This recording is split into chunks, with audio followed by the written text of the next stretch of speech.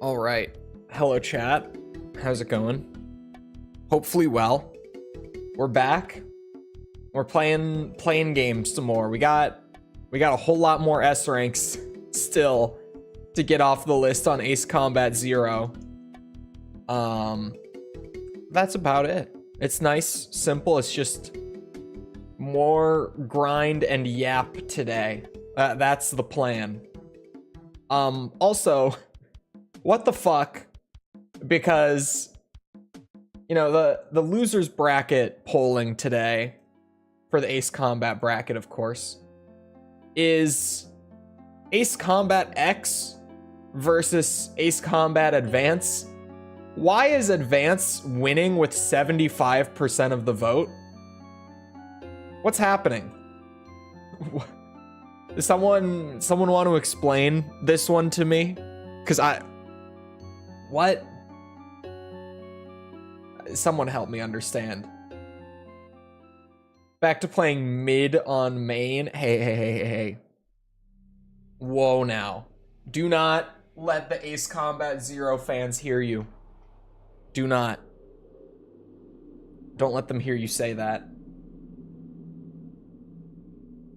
You don't understand how those people are. Well, there's Ace Combat 0 fans, and then there's Ace Combat 0 fans. You don't understand how the latter are. That's what I'm saying. You guys can't see. Oh. Hold on. We have a slight complication. Oh boy. Okay. Okay, what? Hold on.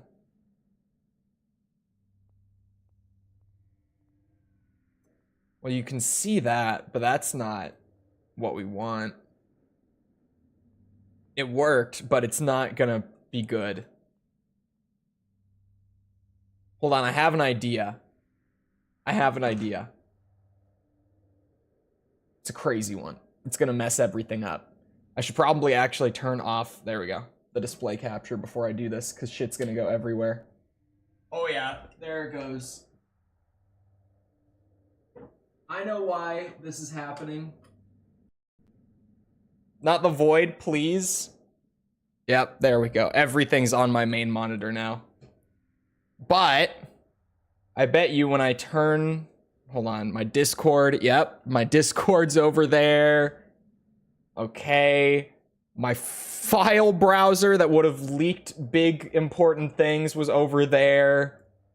But now, I bet if I turn my display capture back on,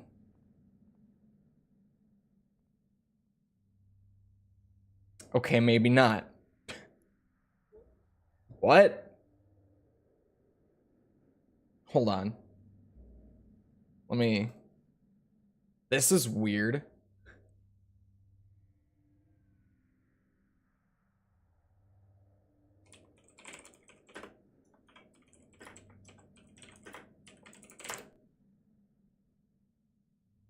That's not right.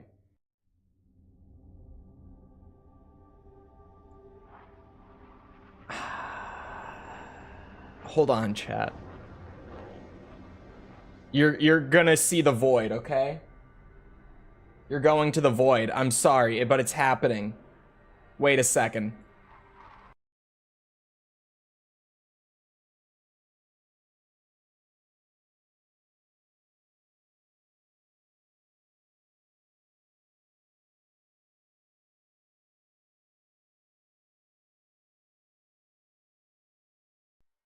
Well, would you look at that? It worked. Now we just plop that there. And boom. Oh, hey. Just a little restart on the OBS.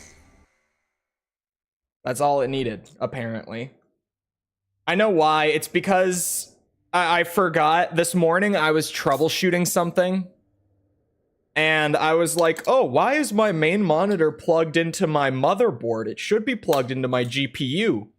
And now I remember that it's because to use the better version of display capture on OBS, I need it to be plugged into my motherboard. That was why, because this morning I was like, man, that's so stupid. Why was my main monitor plugged into my motherboard? Why would I do that? That's why. Anyway, PC issues aside, hello, it's fixed, we're ready.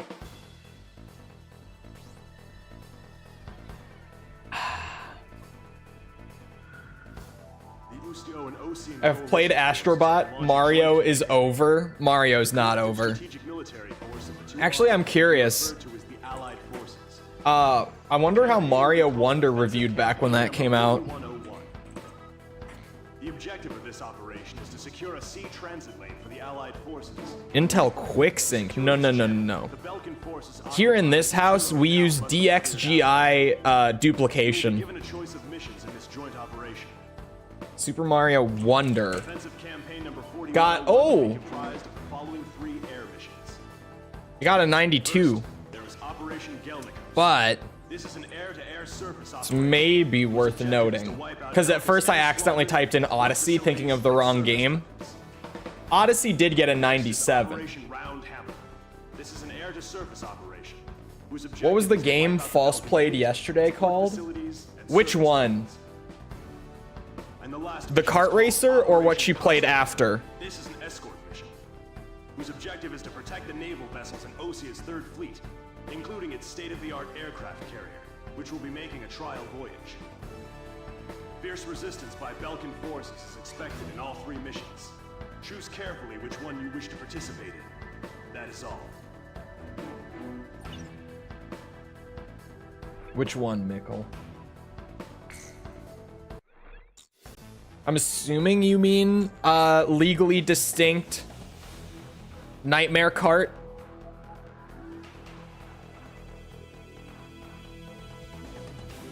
The Kart Racer. Yeah, it's called Nightmare Kart.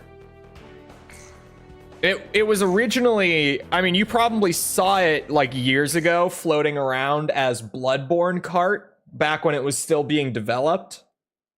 But they got like a cease and desist on that one. So they renamed it to Nightmare Kart. And they renamed like all the like all the NPCs and stuff to not be the exact same as Bloodborne, so that now it is legally distinct and definitely its own thing entirely, as you can clearly tell. Very clearly. Has nothing to do with Bloodborne whatsoever.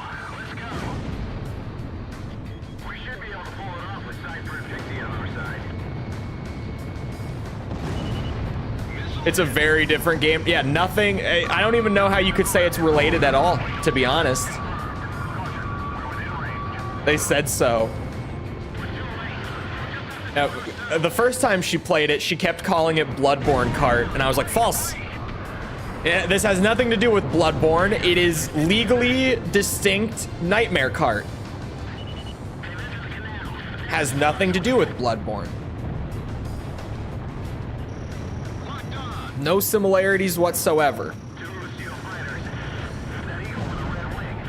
Qualms, my beloved.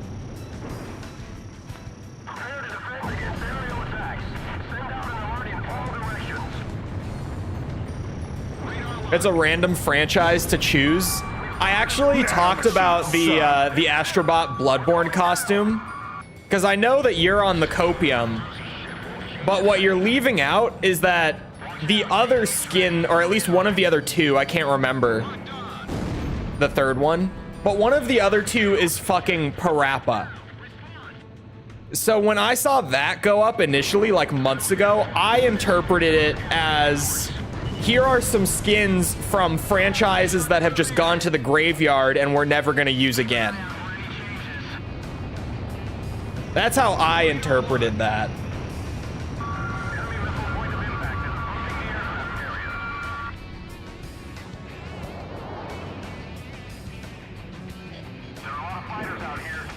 Oh God. It's PS5 remake, first of all. What? Are we? Is it that port that was ass? Was that PS5 or PS4? It must have been PS5. That must be what you're talking about, because I think I heard about that. I forgot about that, actually. They did re-release Parappa, but it was apparently awful on PS5. Like, it had insane input delay or something like that. Pixie, what are you doing? Oh, I don't have him set on disperse. I was like, why are you just hovering me? They got Jack and Daxter in there, and they got Metal Gear in there. I saw a bunch of Metal Gear stuff from it on Twitter this morning. Because, you know, Kojima.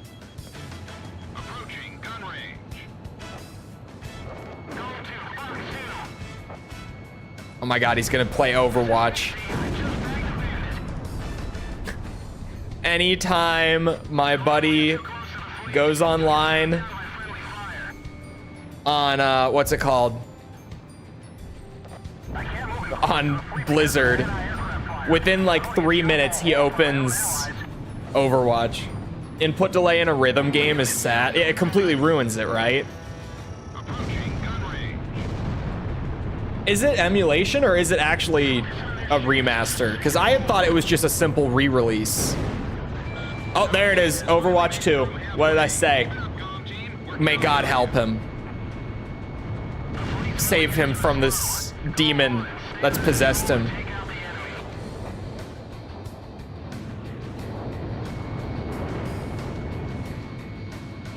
I have no hope for a Bloodborne port at anything in the near future. I was gonna say TGS, but really anything.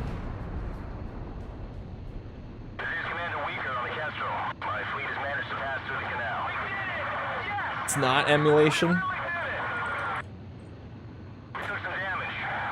No, the Parappa PS5 thing.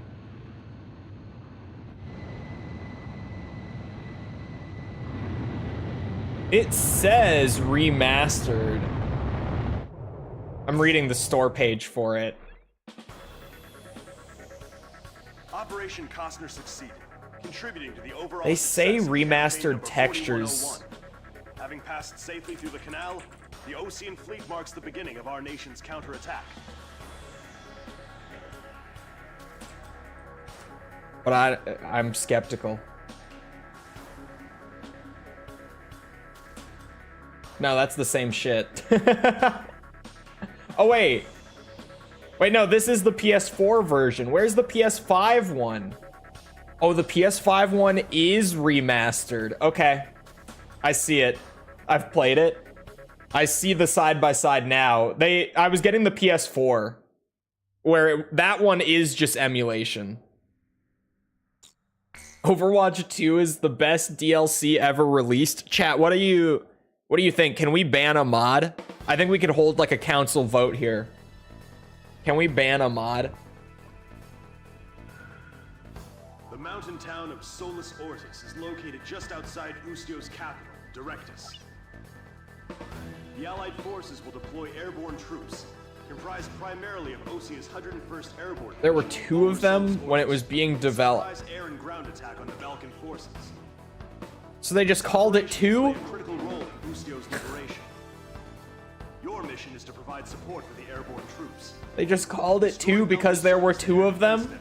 And all interceptor aircraft, securing a safe drop zone for the airborne Why, troops. man? Be aware of civilians still inside Solus Ortis. I would have assumed it was because it was like the, you know, second revision.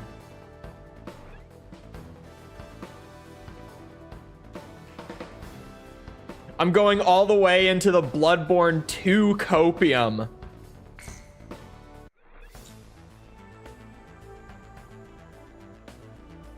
Bloodborne 2 copium. Is that how bad it's gotten? We're beyond even like a re-release at this point. It's just they're going to announce Bloodborne 2. You know, this is just the coolest one. I'm sorry. I thought about changing it, but that's just the coolest paint job. That's the best one we have.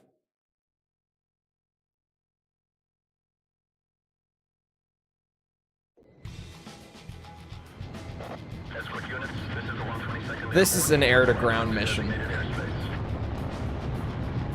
Well, I may have made a bad choice on the qualms, but it's fine. We'll make it work. S ranks are free in this game anyway.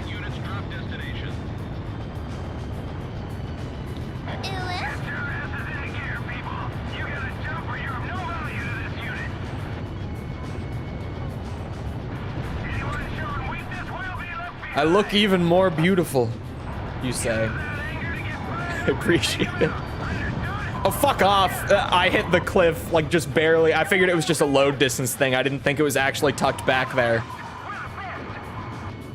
But hello, Jess. Hold on, actually. Pause.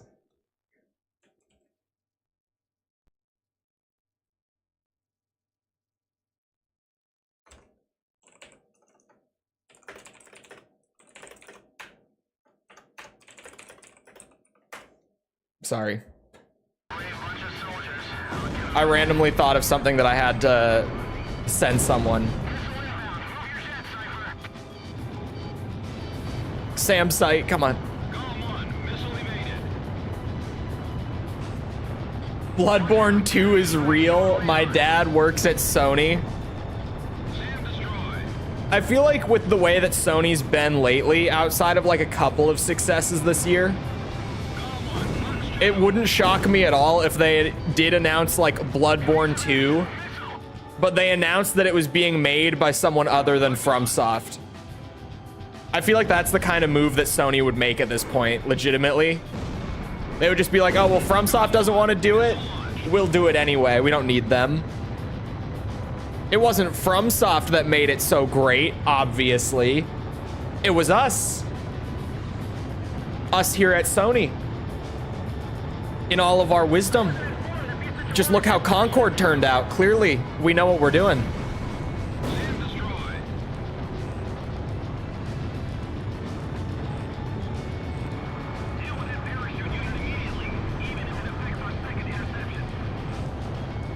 This thing kind of hauls ass. I'm not gonna, like, this thing is way faster than I tend to think it is.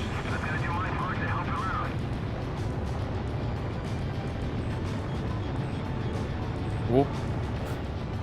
I did not get a good lock on there.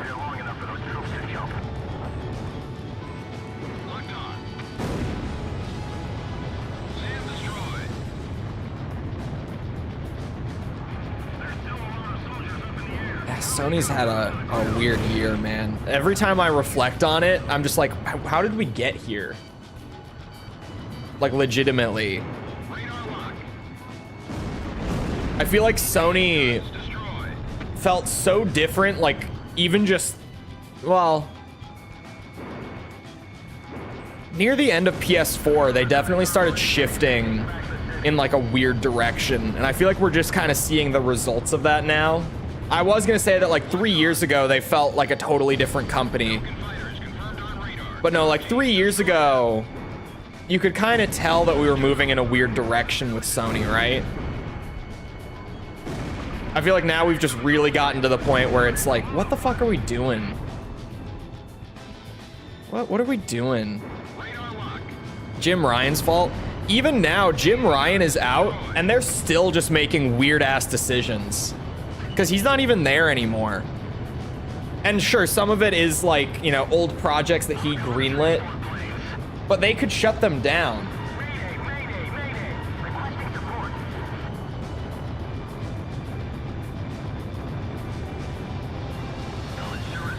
At an MGS4 RPCS3 situation here? What do you mean in that sense?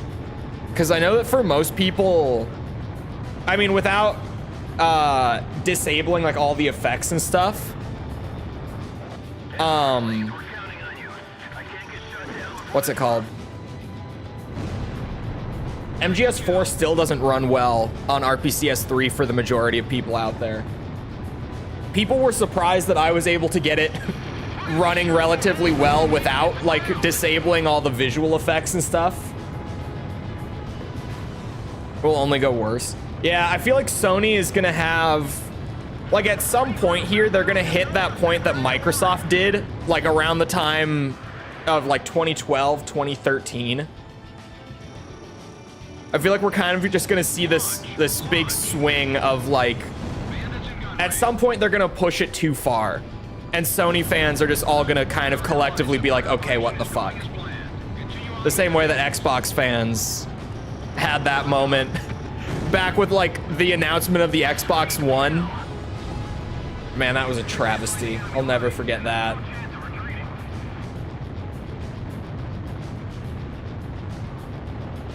Oh, that pushed people to get PS3 emulation going. Okay, yeah. That I could see that. I've been talking a lot about the Shad PS4 thing lately. Cause I legitimately, the updates they're putting out, they call me like tinfoil hat, right? I find a lot of it hard to believe as someone who just like keeps up with emulation and all that, like really closely. I love the emulation scene, but like everything I'm seeing about Bloodborne on Shad has been like, it just doesn't feel real, man. Like, I don't really know how to better word it. It just doesn't feel real. I don't know. I feel like something's up. Is Shad Shad's already available, right? Like you can go and download it. Not that you can really do a ton with it, but you can download it, right?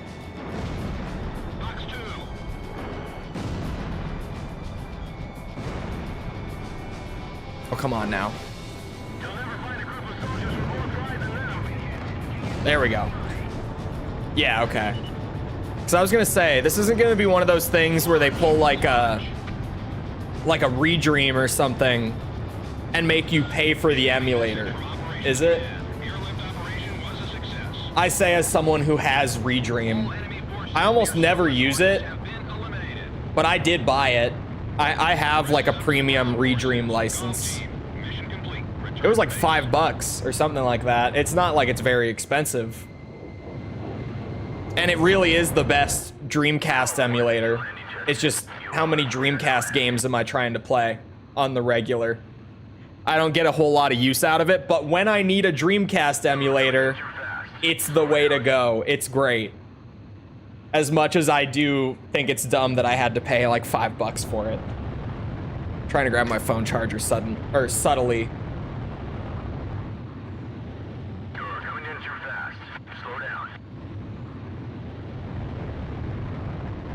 No early access kind of stuff.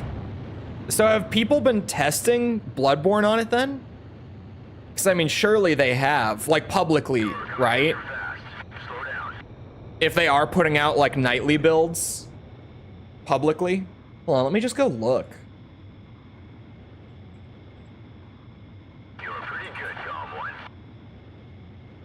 Are they putting out nightly builds?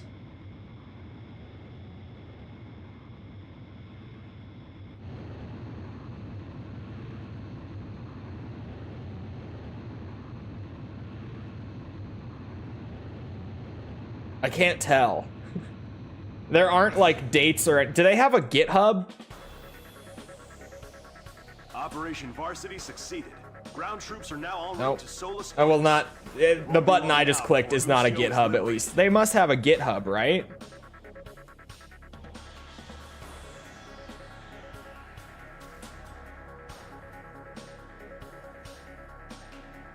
A premium Dreamcaster? Hey, it's a good emulator. It really, like, I think I've only ever seen, like, 2 or 3 visual bugs on Redream since buying it. Like, it really, it's a great Dreamcast emulator. I don't think there's a better one to use. It's just, it feels wrong to go to download an emulator and they're like, oh yeah, by the way, that'll be $5, please. It's like, what? What do you mean that'll be $5? But it's a great emulator. It's just, it's Dreamcast, so. Dreamcast is one of those consoles where, like, it's got some crazy bangers. What it's got is great, but there's just not a ton of stuff. Like, the library on the Dreamcast wasn't very stacked. I don't know how you could miss it. Well, yeah, I'm looking at the downloads page, but there's no dates. While not yet confirmed, And there's also a the squad of high-tech enemy fighters. Your orders are to destroy the Belkan the War version, and liberate they don't the archive the old versions either, so I can't like look at, I don't know. It's also 0.2.0, which, since it's such a rounded number, makes me think that it's a stable release and not a nightly release. I'm just looking at what I can on their website. Do you mean GitHub? It was like the fourth thing on my Google page, but I found it. I had to scroll below the YouTube videos. Oh no. Okay, hold on. They do have a GitHub.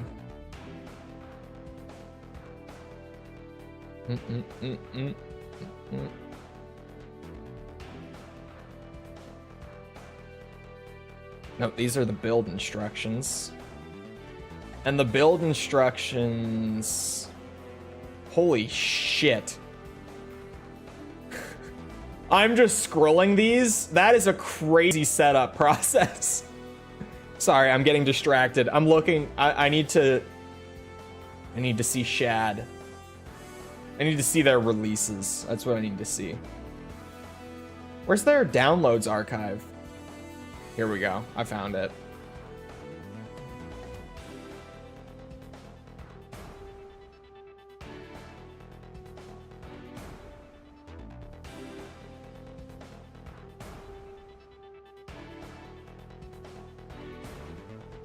Their changelog hasn't been updated since July.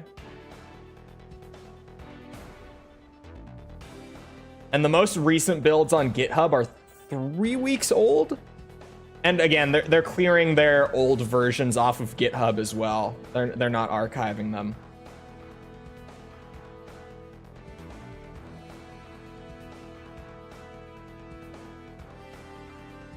That's how a normal person uses GitHub, by the way. What do you mean?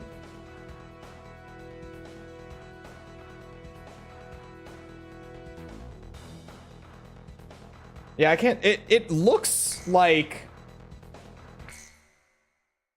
Apparently, the original Resident Evil for the PS1 has auto-aim. Well, some versions do.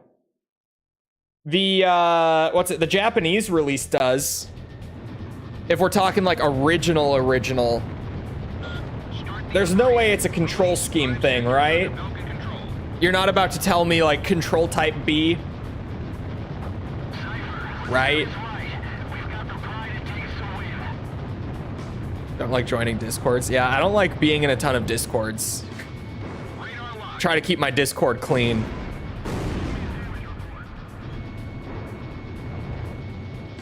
Galm 1, engage. Enemy confirmed down. That's a kill for Galm 1. Locked on. Enemy armored vehicle destroyed.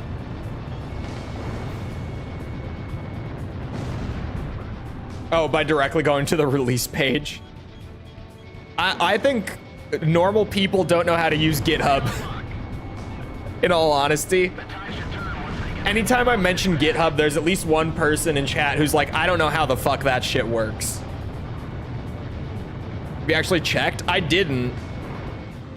Like, I didn't try swapping them or anything.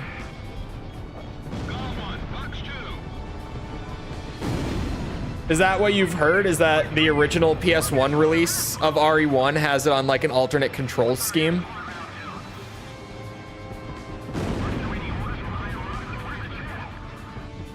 GitHub confuses the... You never had to learn how to use GitHub, Jess?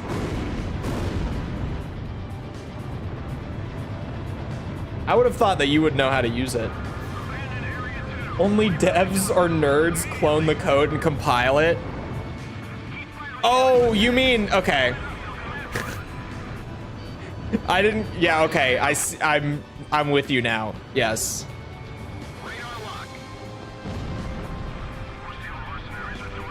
Be intuitive and user-friendly challenge impossible.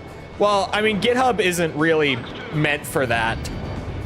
Like, it genuinely, it is a site that's used for, like, sharing code.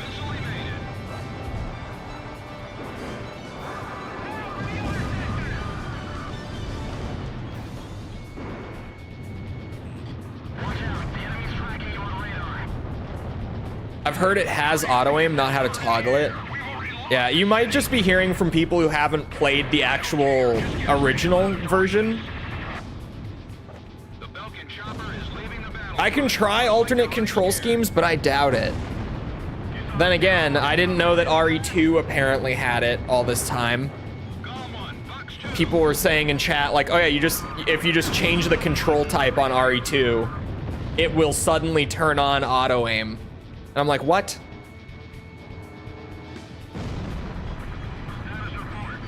Because, like, it would be weird to me if RE1 did have it. RE2 makes a little bit of sense, but RE1 in particular, the Western releases of RE1 had a lot changed to raise the difficulty in them. Because game rentals were so big in the West. They weren't anywhere near as prevalent in Japan at the time. So Japanese devs would increase the difficulty of the game to, you know, make it harder to just play through on a quick weekend binge. They wanted you to actually buy it.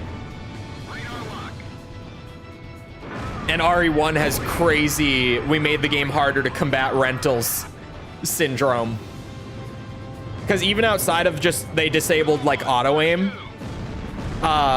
there's less ink ribbons in the Western version. Enemies have more health. There's less, healing items. The list goes on with RE1.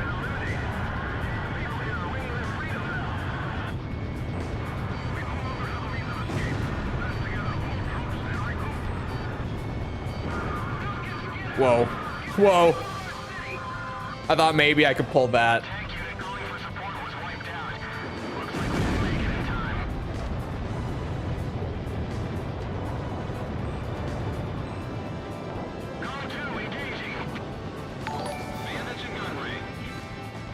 Boosh, boosh. It is possible, but RE2 didn't have anywhere near as much increased difficulty in the West, which is why a lot of it's kind of funny if you ever spend enough time like on internet circles for Resident Evil, you might come across this. A lot of Japanese players will talk about how much harder Resident Evil 2 is than the first game. And a lot of Western fans will complain that RE2 was too easy and they prefer the first game's challenge. It was just because RE2 didn't get tweaked to be harder for us the way that RE1 did. Straw Hat Mike, thank you for the sub, by the way. I appreciate it.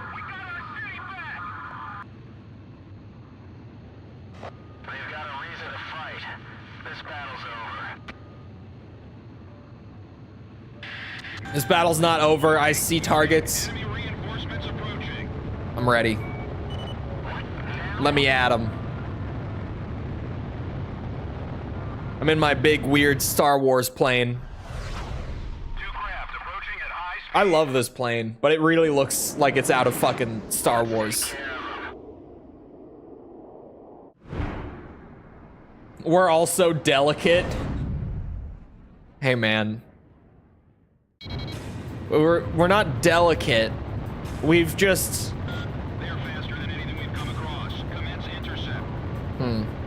We've just... Hold on.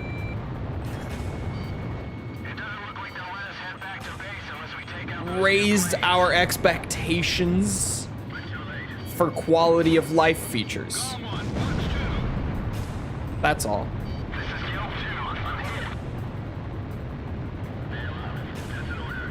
Which is a good thing, in my mind, because now we're getting a Metal Gear Solid 3 remake where you can change your camo without opening the goddamn pause menu. You don't have to pause the game to make changes to how you play the game, like, constantly. They're gonna have a quick menu. It's gonna be great. I can't tell you how what's it called? Validated I felt when I saw that appear in like an MGS Delta preview for the first time. Because the amount of comments I got on the MGS3 video for saying that pausing the game constantly to change the camos is annoying, and I would have preferred if they found a way to change them like in the gameplay. Everyone was like, what a fucking terrible take. This guy just doesn't get the game. And then the remake is like, for convenience sake, we're gonna let you change it on the fly. And just the biggest smile came across my face. I'm so happy with that. 1995. Ustio was It's also just gonna make MGS3 even better. The tide of war was about to change dramatically. Trying to restart production for the YF-23? Why?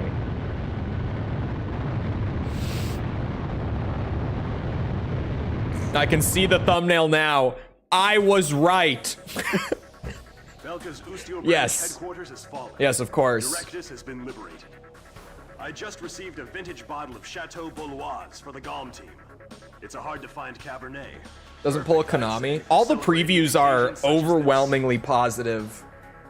I feel like it's one of those things, and I've felt this way for a long time, because with Delta, every single detail I hear is a positive thing. Like, I genuinely have not heard any negative feedback on the game so far. I feel like the only people who are not going to like Delta are going to be the people who decided, like, day one that they were not going to like Delta. And there's going to be those people, 100. There's always those people with any game, right? Like, you see it and you're like, nope, shit's bad, sucks. They're just not gonna like it no matter what. The Hydrian line, Belka's long line of defense, stretches 700 kilometers from Osia's southern border. You had to make me choose between my two babies. What, for the poll? The ruins of Gladysant have been transformed into a modern base with anti-aircraft artillery and Making an entirely new iframe. The Galm Team's mission is to launch an aerial Gamer brain strike kicked in for a second. opening the door to Belka for our ground troops. In all probability, this will be an extended Like the Demon Souls remake. The Demon Souls remake, able to refuel during the latter half of the mission. it's an interest. There's more nuance to that The one. battle and return to base. Because, like, most, like, 95% of people do just like the remake. But then there are the people who did play a ton of the original. And, catch, like, the weird little differences. Like, them changing symbolism and stuff here and there, which they didn't do a lot of. But they did that in some places, and it's kind of like, why? Why do you think that you know better than FromSoft did with it's weird. It's weird. There is some discussion to be had with that about Demon Souls remake. Wish it used the Fox engine. I don't know why they aren't using the Fox engine. I genuinely, I don't know why they're just not using it. But to be honest, I'm not terribly upset over it because I've seen the gameplay. The game looks good, right? Like, it looks really, really pretty. I'm gonna wait and just come back and grab the air-to-air so that I have that option. I could grab the other one right now, but I want the air-to-air as well. So it won't play like MGS5. It's gonna play, from what we understand so far, you should really, if you're curious at all about Delta, you should go and seek out. There are plenty of gameplay previews from people who have played the game. And they talk about this sort of stuff in detail. It's like this in-between of MGS3 and MGS5, where there's like little things from MGS5 that have been brought over, but on the whole, it does generally feel like MGS3, just with better controls. that sometimes are very reminiscent of 5.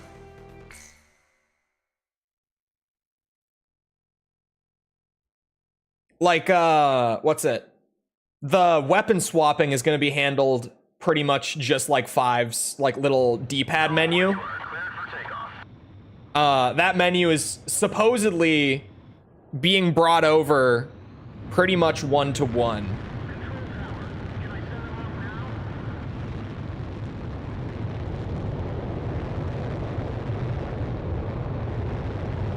Because, I mean, everyone's using UE5. It is... UE5 has more impressive features, for sure, than Fox Engine, like, today. It's true. But UE5 also, if the devs don't know what they're doing, runs like shit. Because you have to know how to optimize UE5.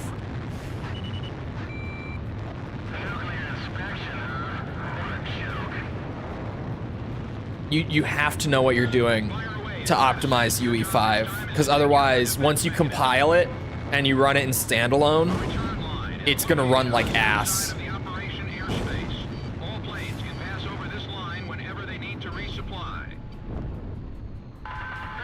Which makes optimization in Unreal Engine still the fucking worst ever, by the way. I don't know how Epic hasn't gotten on this a little bit, because UE4 had the same problem. When you test your game in editor on Unreal, it runs really well. But then when you compile it and run it in its own EXE, it runs like ass. And that's where you need to start fixing stuff, making it run better. And then, yeah. Doesn't Hideo own the Kojima or the Fox engine? No. He never did either.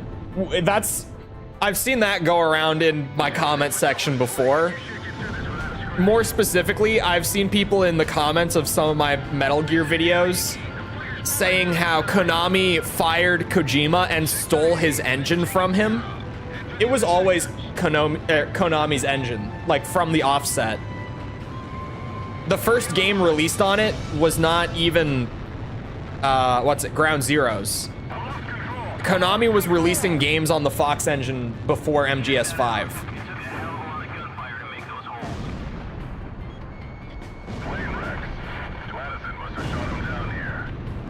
Usually it's the opposite. Yeah, I don't know.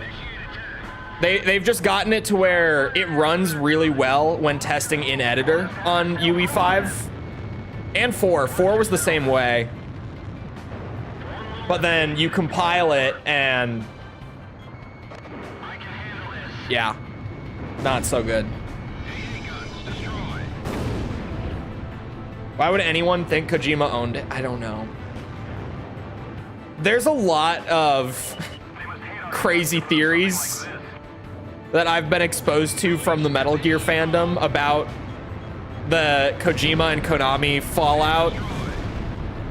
That's just one of them that I've been made aware of. There are quite a few people who think that that was always Kojima's engine, and then Konami just like forced him to sign away the rights to it when they fired him.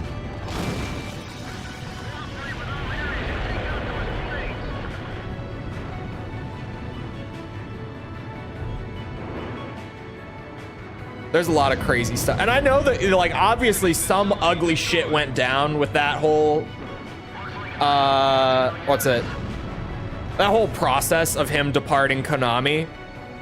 But, like, we don't know what happened. Like, there are all these theories and, like, you know, people can put the clues that we do have together. And that's fair.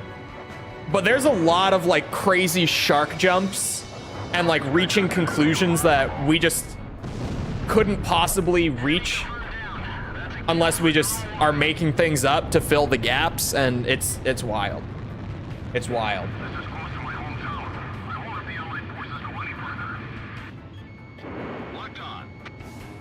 I can't wait for the day that like all the details of what actually did go down like fully leak between Konami and Kojima, I mean.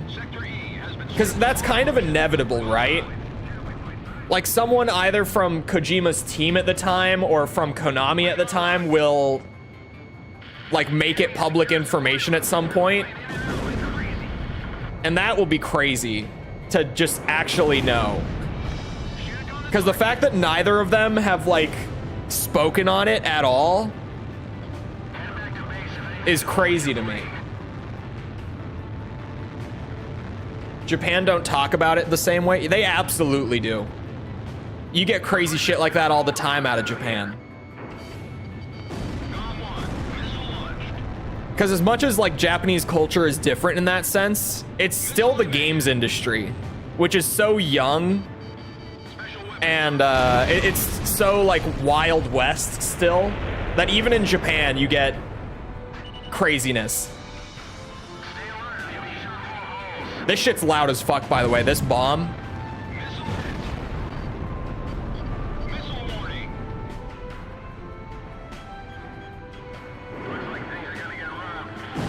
Beautiful. Oh, okay. Actually, why don't I have him on disperse? I can't believe I haven't had him on that the whole time. No more attacks are coming from Sector B. Ooh, there we go. Nice shooting, buddy.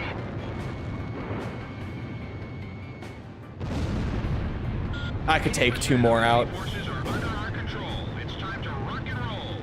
All planes eliminate. My age or older now.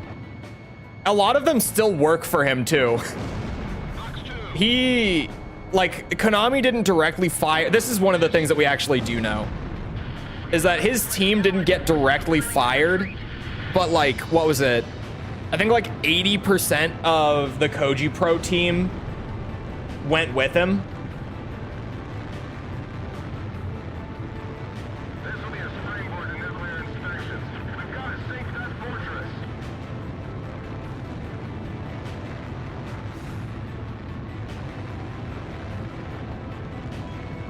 Radar lock. Oh. What's happening to Section 3? Haven't communications been restored yet? Missile launched.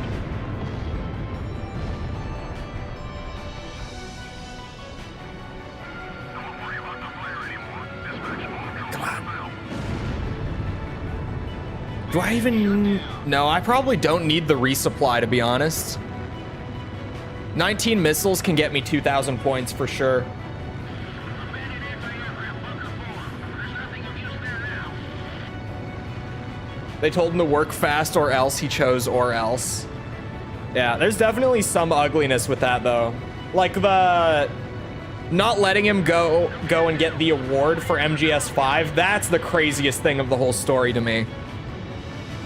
Like taking his name off of the cover art of the games. It's kind of shitty, but it's not like the end of the world. But not letting him go and collect the award for the game he directed is insane. That part is just fucking crazy to me. Approaching gun range. Missile on target. Bandits in gun range. Boosh. Enemy I just gotta pick off some air targets here.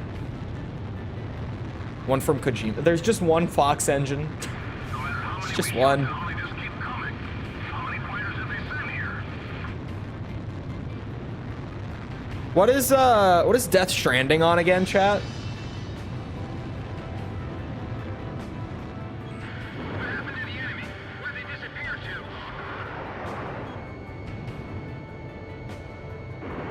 to? Why did I fire that? I kind of thought for a moment it might work. Damn, my flight's been switched cheese. Gladyson's attack powers have This is always my least favorite. Yeah, I hate this mission. Return to base. I'm surprised that I made it the whole way through without saying, man, this mission sucks. This is the beginning of a 3-mission stretch of, yeah, I think these are boring. There's this one, and then the next mission will be fine until we have to deal with the sky laser, and that shit is so boring. bringing the And then the Excalibur fight, which I think is lame. While you were on your mission, we received a report that the squadron attacking from Ustio's border was wiped out by a mysterious attack. We are currently investigating. Decima. Decima.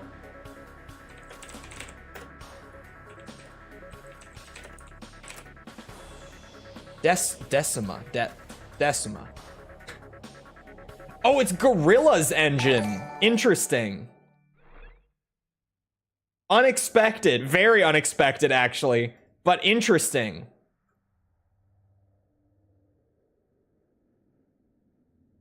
Huh. It's Gorilla's engine that they made in like 2013, right? So it's the same engine that like the last Killzone game and like the Horizon games would be on then. Rob Dog, thank you for the sub. Appreciate it.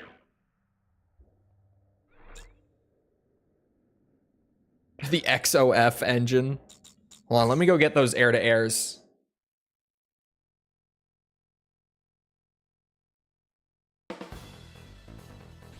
How much he's influenced by cinema, I guess.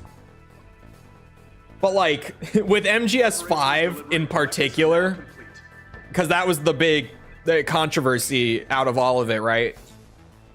Was MGS 5. And with that one, sure, it did get taken off the cover art, and that's like kind of shitty for them to do. But do you know how many times MGS 5 has the words a Hideo Kojima game, or what's it, directed by Hideo Kojima in it? Do you remember how many times you saw that in MGS 5? It's a lot. If you don't, it's a fucking lot. So many times. Like at least 50. Minimum 50 times throughout your playthrough. And it sounds like I'm exaggerating, but for anyone who hasn't played the game, I'm legitimately not. There are, when I say minimum 50, I say that because there are 50 story missions in MGS 5, and at both, oh no, it would be minimum 100. Because at the beginning and end of every single story mission, it says directed by Hideo Kojima. So it says it twice per main story mission, and that's already 100 times. Genuinely, like no exaggeration, that's already 100 times. Attacks on enemy ground troops and engagements with enemy fighters. There will be 3 squadrons in total. You can decide which. They always spoil. It was so, I didn't know why they would do that. Because I was so like, why? You'd be going into a mission not knowing at all what you're getting into, right? It would seem like such a generic, like unsuspecting mission, and then yeah, it would be like guest starring the Skull's Parasite unit, or it would show like, you know, so and so, I can't remember his name, as Skullface, and you're like, oh, Skullface is gonna make an appearance here. Didn't expect that. And instead of just having him surprise you in a cutscene, it would tell you in the opening credits of the mission that he was going to be in the mission at some point.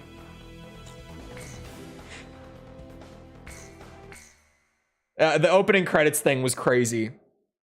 Especially because every mission also had like an end credits that would say all the same stuff again.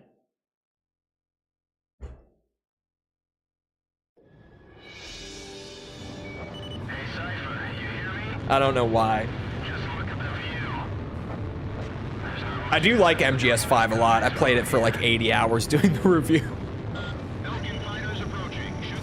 Oh, I should actually save these. But that's a nice way to start.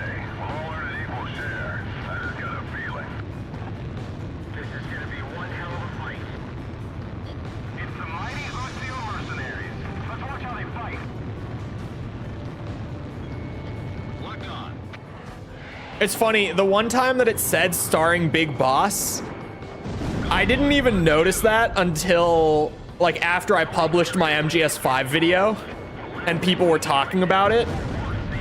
When I played that mission for myself, I completely overlooked the fact that it said starring Big Boss.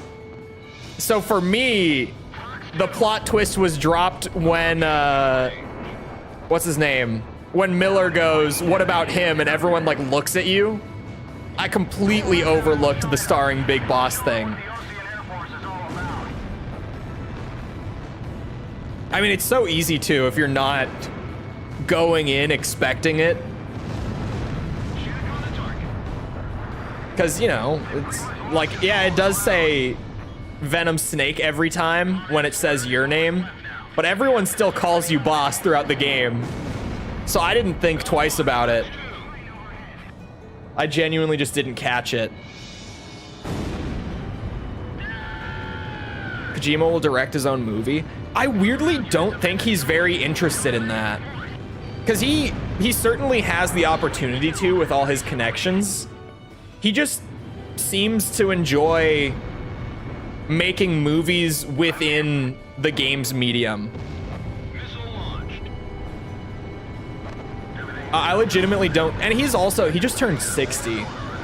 So if he really did want to do that, I feel like he would be getting on it pretty soon here, right? Not that 60 is like, you are going to die soon age, but it is kind of, you know, he's near the end of his career, right? As sad as that may be, his age is going to hit him at some point in the next few years, and he's not really going to be able to work the same way, right?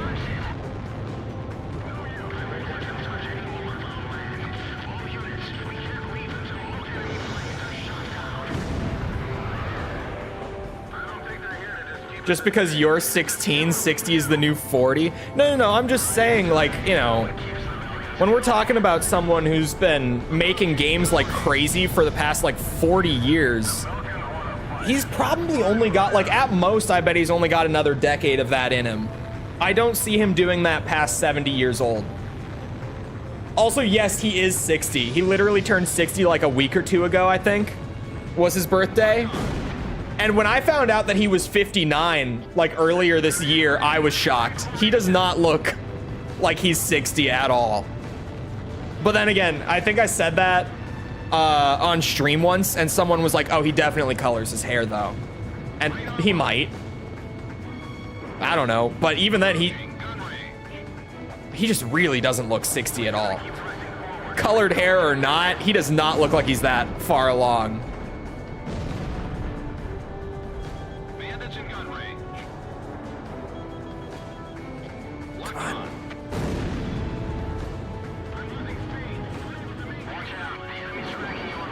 I put some color in my hair and I ain't even 40. I mean, I used to color my hair one way or the other. I used to either go full blonde or full, like, brown. At this point, I've just given up. It's too much hassle to do it. I just rock the half and half.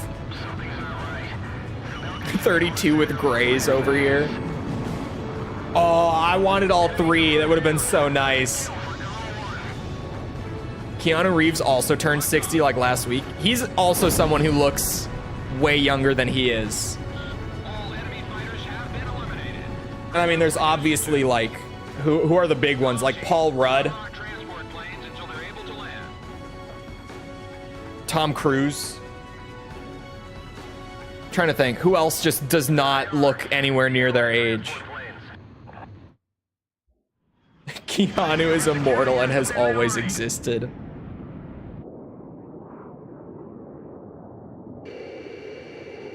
What was that? Something flashed again.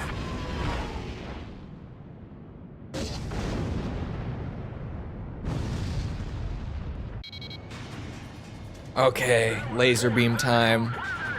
Slow and steady. Actually, we can go fast at the start, right? Hold on. Incoming emergency message from Operations HQ.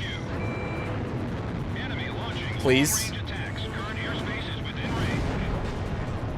Now you tell us. Where should we fly?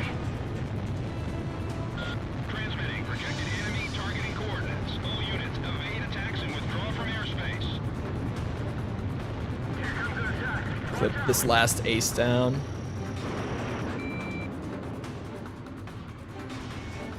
Thank you. Now slow and steady time. After the first beam, it's over.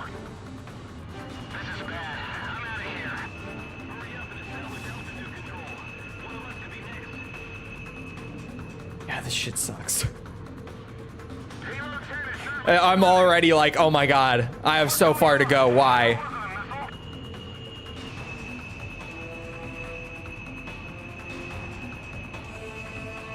The giant insta-death laser that spawns in front of you. The worst.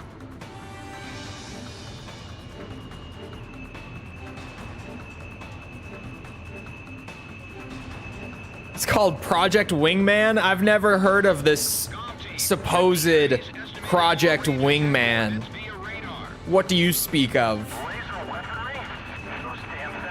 I've never had anyone in my chat or comments section mention this Project Wingman before.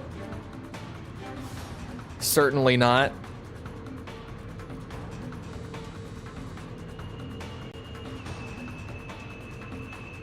I'm just waiting. Oh, I've already, it started with Resident Evil. I was gonna say I'm waiting for the Resident Evil series to get to that point where people start saying like, oh, hey, you should also do this game and this game, like similar games, right? It's actually already started. I've already gotten a bunch of Dino Crisis comments, which, to be fair, made by Capcom, directed by Shinji Mikami. So, like, you guys know how Project Wingman gets brought up? Sorry, hiccup. Project Wingman gets brought up so much because it's, like, made to emulate the Ace Combat formula, and it apparently does so very well. Or so I've heard. Imagine if Project Wingman was, like, directed by the exact same guy who directed Ace Combat 7. So I've already started getting Dino Crisis comments. And I'm sure it'll only get worse the longer the series goes on. But I'm also expecting, like, Silent Hill and Fatal Frame and, you know, all the usual suspects to come up. Galm Team, evacuate to the south immediately.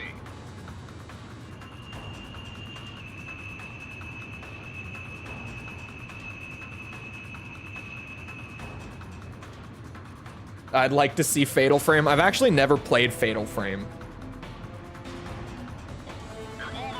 Oh god. Like any of them.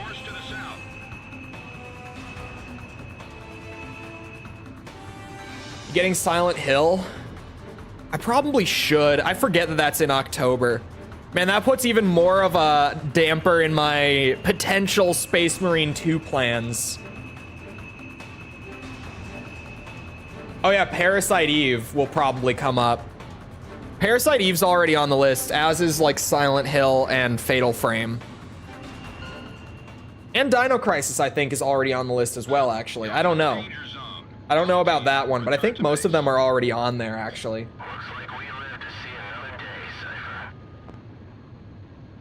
The co-op alone is worth the full price? Yeah, but like, Marvel vs. Capcom is in 5 days.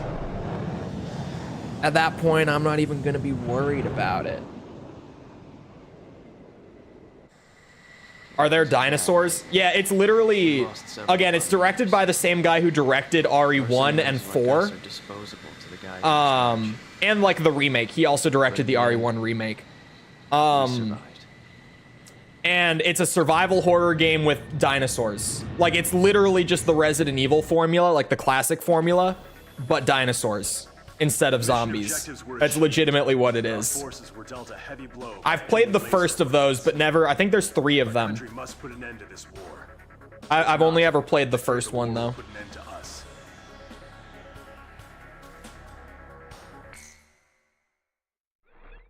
Zone of Enders is on the list. I wasn't sure if it was a bait and switch. No, it legitimately, it's survival horror with dinosaurs. Like, velociraptors are the most common enemy.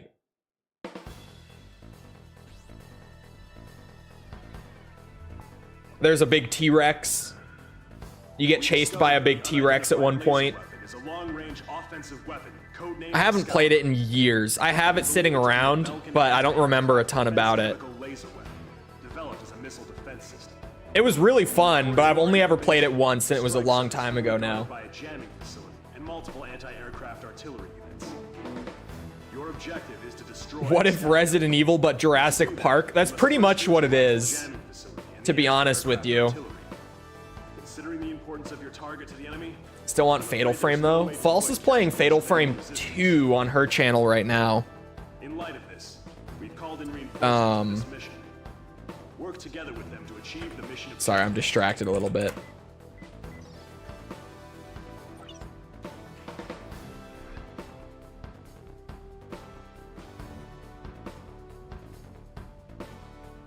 The Fist of the North Star fitness boxing game.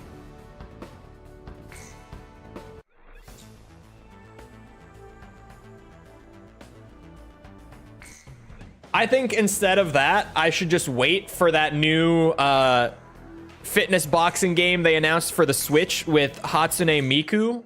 I should wait for that instead, is what I think. Did anyone see that at the Direct? Dude, I don't know why I watch these Nintendo Directs. Like, every once in a while, we get some crazy shit. Like that one where they gave us Prime 4 and a new Zelda announcement on the same day. That was crazy. But then we get stuff like the recent one where I'm sitting there and I'm like, boxing game with anime women? Okay.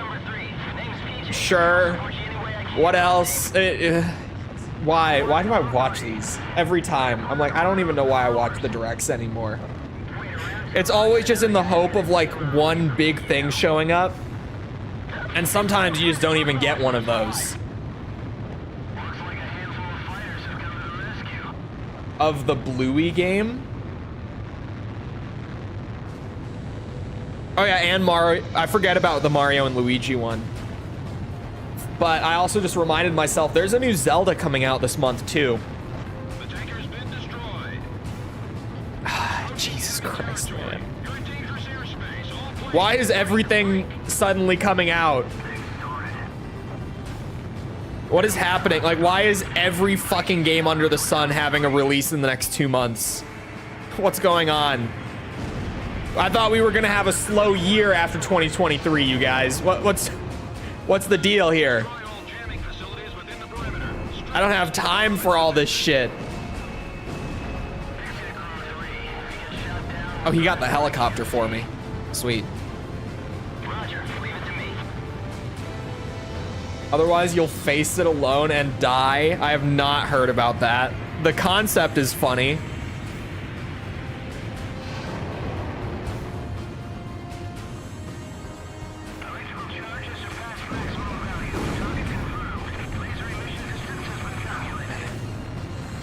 So much coming out. And then Terry Bogard's coming out at some point this month.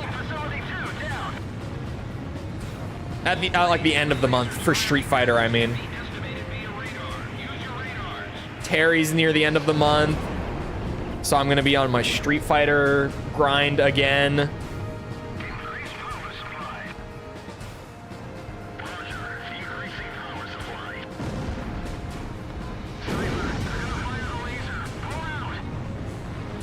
I have to be on my Street Fighter grind in the near future, actually, like when I've got the time for it. Because I have to learn how to play Chun-Li so that I can teach False how to play Street Fighter. She wants to play Chun-Li, but I don't understand how that character works at all. Because in 6, no one even plays Chun-Li, so I don't even have, like, knowledge from playing against her. I don't even know how the fuck she works in Street Fighter 6. So I have to pick up a new character just so that I can teach False how to play the game. I've had a horribly expensive month. I'm about to have a horribly expensive month. With all these fucking games coming out, man. Do it for the thighs? No. Everyone, see. All the men of culture playing Street Fighter 6 know that Chun-Li, she's old school. She's out of style. Nowadays, it's all about Cammy. All right? Everyone knows it. Everyone's been talking about it. It's true.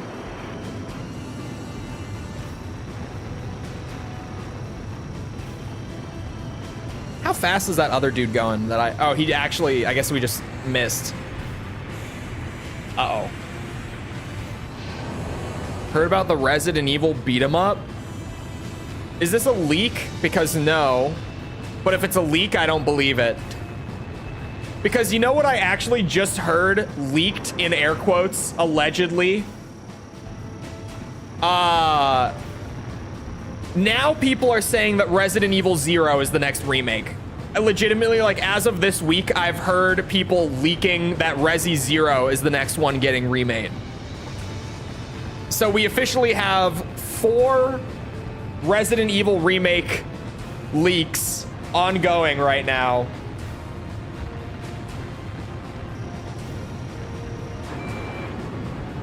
I don't even know with this community anymore, man. What the fuck are they on about? They have reached like peak I can't believe any Resident Evil news because genuinely so much of it is bullshit at this point.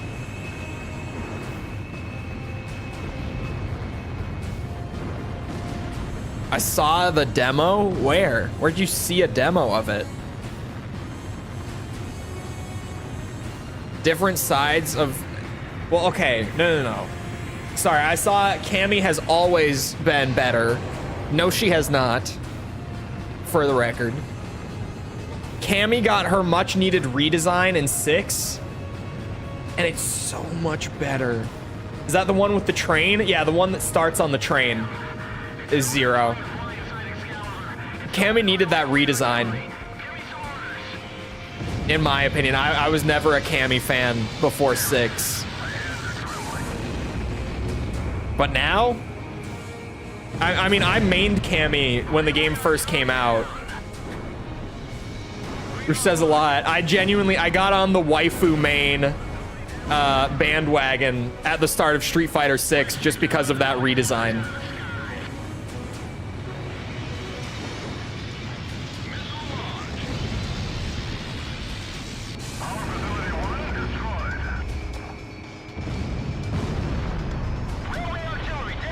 They might want to start an outbreak. I wouldn't complain about a 0 remake per se, but I really, like, if they announced that, my honest reaction would be, why? Why, of all the games that you could have done, did you pick 0? Would be my honest reaction. Which one was 0 again? Rebecca and Billy. The prequel to RE1.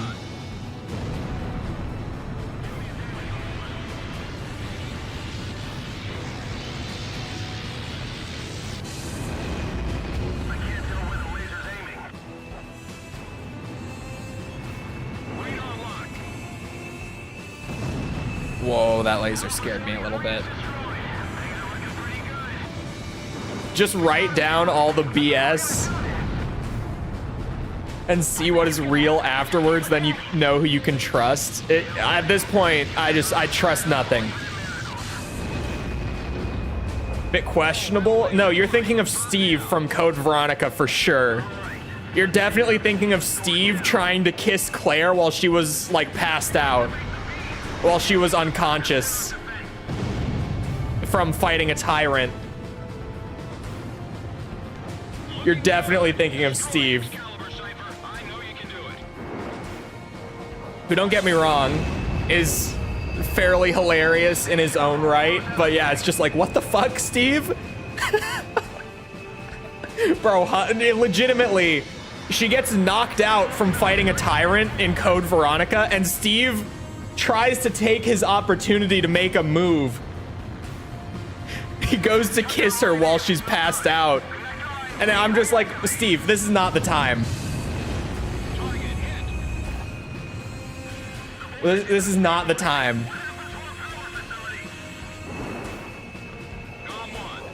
Why is he so memorable? It's mostly because of that and because of his accent. He's so unbelievably Canadian. Like the entire game, he's constantly like, oh, sorry about that.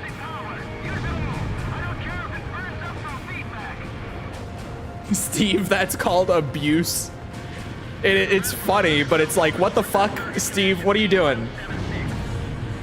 And he has the worst fucking voice actor ever. He's such a whiny little bitch. I can't stand Steve, but like I find him funny, but also like, oh my god, I actually can't stand him when he talks. His voice is awful.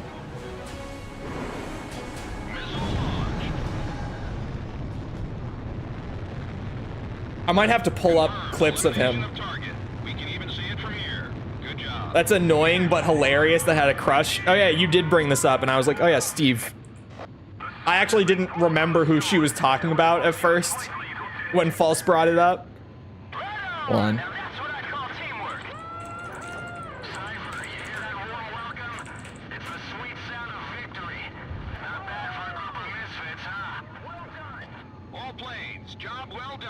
Every single Steve Burnside cutscene is exactly what I need. Hold on. Hold on. Although we didn't discover any nuclear facilities, Excalibur is no longer a threat. This can be every 17-year-old is a whining little bitch. It's awful. His voice actor did not cook. Utmost gratitude and respect. I gotta pull this up. Every single Steve cutscene is perfect. I have one scene in mind for him being like super whiny. Actually, these were back-to-back scenes. Okay, yeah. Here, check this out. This is from the PS3 version of Code Veronica, the PS3 360 version, which is the worst version. It looks bad, but you guys can bear with it. We're just using what we got here, okay?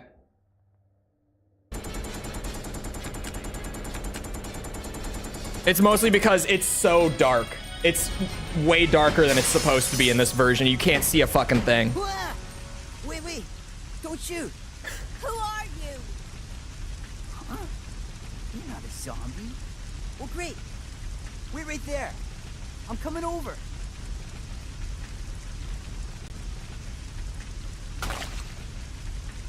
Sorry about that little misunderstanding, but I thought you...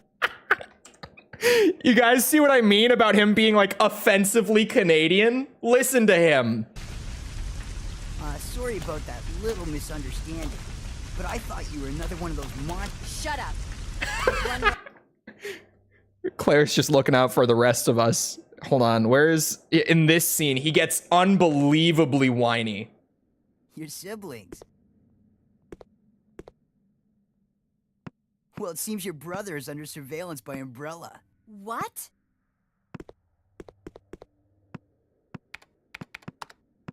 I've got to contact Leon and tell him to let my brother know he's being monitored. Where it's somewhere in here, I think. Is this what I'm thinking of? Well, that file shows the latitude and longitude of this place. Why don't you send your brother the coordinates and ask him to come help? It is. Thanks. I'll do that. Hey, I was just kidding. There's no way he could get here, even if he is your brother.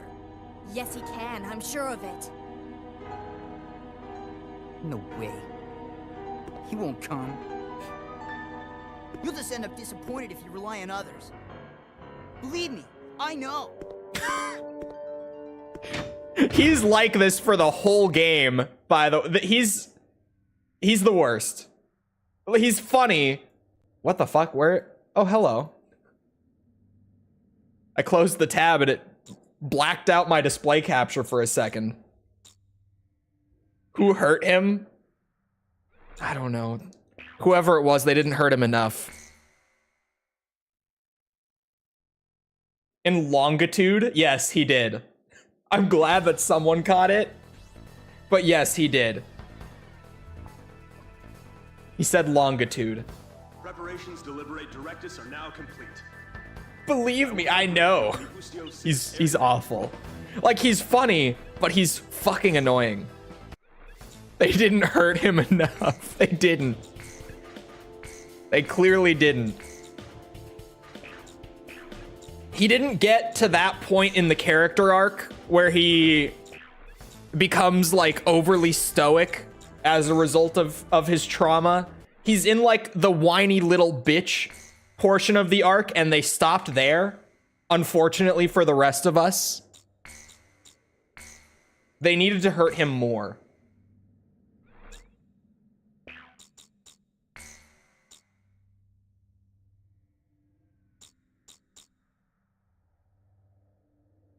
Like the homeschooled stereotype.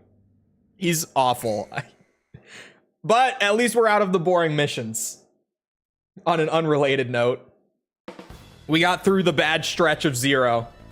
Those 3 missions all being like back to back is kind of brutal. Orders have come in for an emergency sortie. A major air engagement is taking place as we speak between Belkan. I love Steve, but I hate Steve. Like when he says something super Canadian, I think it's hilarious, but then he starts dropping lines like that. Believe me, I know. Shut up, Steve. It's longitude. Longitude. Quick commencement of Operation Battle Axe. The Allied forces officially announced the permanent abrogation of its non-aggression treaty at the Assembly of Nations. And Longitude. attacked B7R with a massive fighter squad. Longitude. This mission may be This is from Oxford Dictionary. Longitude. Longitude. Longitude. It's how it's pronounced.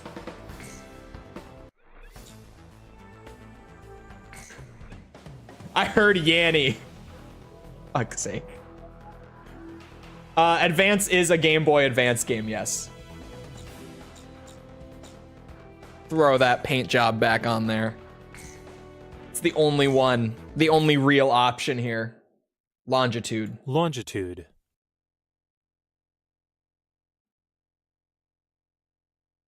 Your mater sandwich.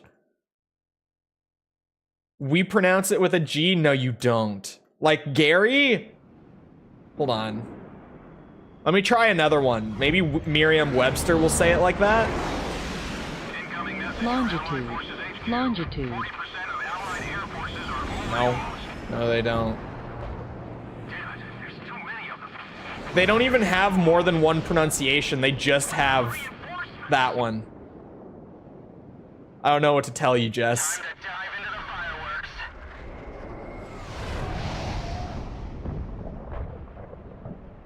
Oh, Cambridge has the US, well, of course Cambridge does. They're trying to convince you. Don't let them. All damaged aircraft return to base. Still no reinforcements from base. If only they get here, we can put an end to this all at once. Oh, come on. Come on. I don't want to have to fly away. I'm stalling. Fuck. They may call this one the Super Eagle, but it can't do that kind of turn. Fuck. Come on. We're stalling. It's fine. Don't worry about it.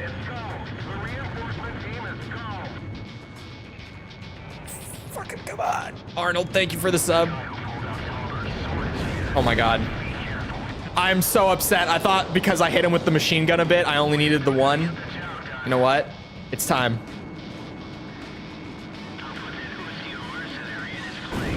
Booyah.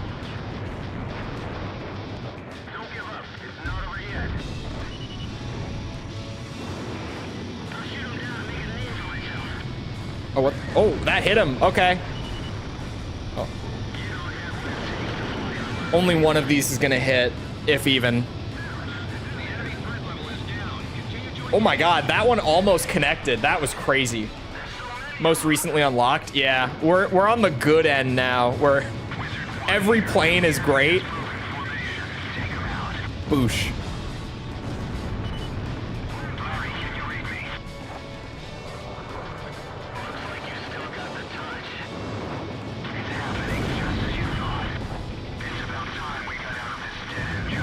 Oh, sweet.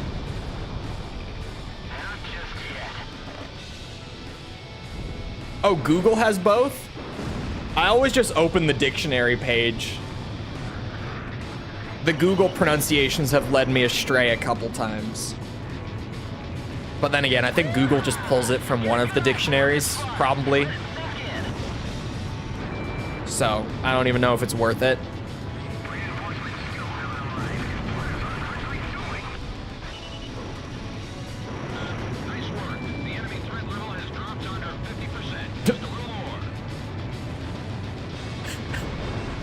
Is this a separate moment from Jess? She just bonked him for saying the Brits pronounce it wrong, which they do. Which they do. Longitude.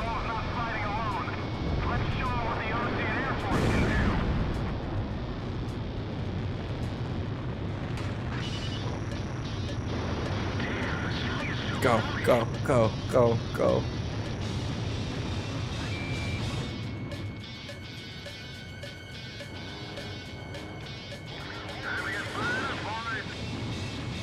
Oh, come on. I knew he had to be really close. There we go. British pronunciation is always correct. It is not. Do not let them feed you this bullshit. Do not buy into the, ooh, we have the proper version of the language. No. No, the fuck they don't. Their version of it is equally as bastardized as ours. It's also changed so much over like the last 400 years. It's, no. No.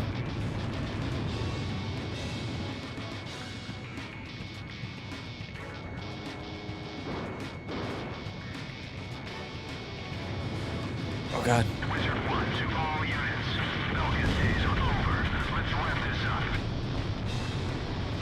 We deleted the I in aluminium. Nope, we didn't.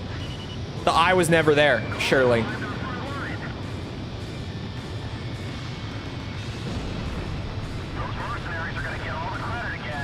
What's up with aluminium? We just made it sound better. That's all. I fight for peace. That's what I'm here for. It sounds nicer when we say it. You know what rolls off the tongue easier than aluminium foil? Aluminum foil. Just easier to say. Just nicer. Not only is it easier to say, it sounds sexier when you say it. Aluminum. It doesn't sound like we're talking about a Dr. Seuss character.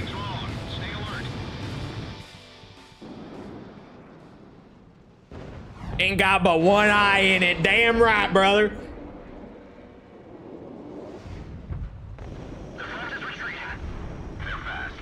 Oh no, not the phantoms. Oh wait, there's only one of them. Well, there goes my joke. There's only one of them.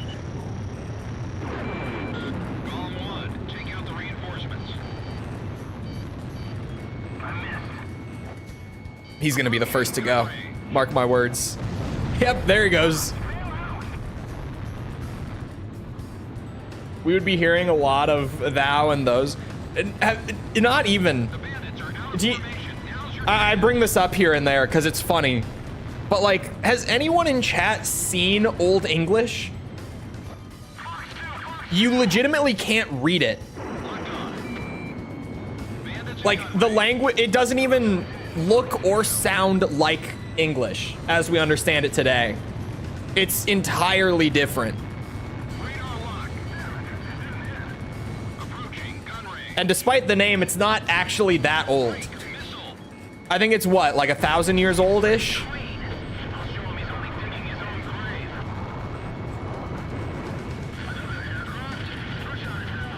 It's not like it's ancient. I mean, it's pretty fucking old at 1,000-ish, but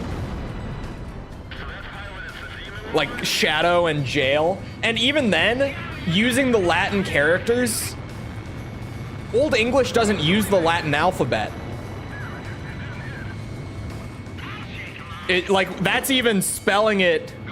That's where I say that I think that, like, George R.R. Martin just pulls shit out of his ass with that. Because, like, they wouldn't have even used the same alphabet we use. So I'm like, at that point, why even bother? Like, you're just making it different for the sake of being different. How accurate even is this? Bandits in gun range. Oh, God. Missile hit. Box 2. 200. Not Old English. Not Old English. Old English is pretty old, but, like, the language has just changed so much in, like, the last 1,000 years that, like, none of the modern English iterations, regardless of which one you're looking at, are quote-unquote proper English. Like, you can't even say, like, oh, well, this country, like, Britain has the original English, because they don't even use the original English. It's completely different. 500 to 1100, apparently. Years old, or that's the time period, like 500 AD to 1100 AD, or whatever it's called now. I forget they renamed it. They changed the naming of AD to whatever they changed it to after I, like, was just finishing up school. So, I don't know what it's called now.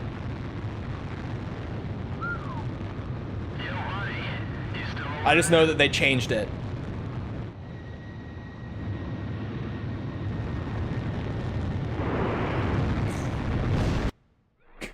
Going to uncover an artifact with Skibbity Toilet on it. Think how different language used to be. I was wondering what CE was. That you engaged was an academy-trained ace. It won't be long now before we win this war. CE means common or current era. That is, yeah. Yeah, so apparently now it's BCE instead of BC and CE instead of AD.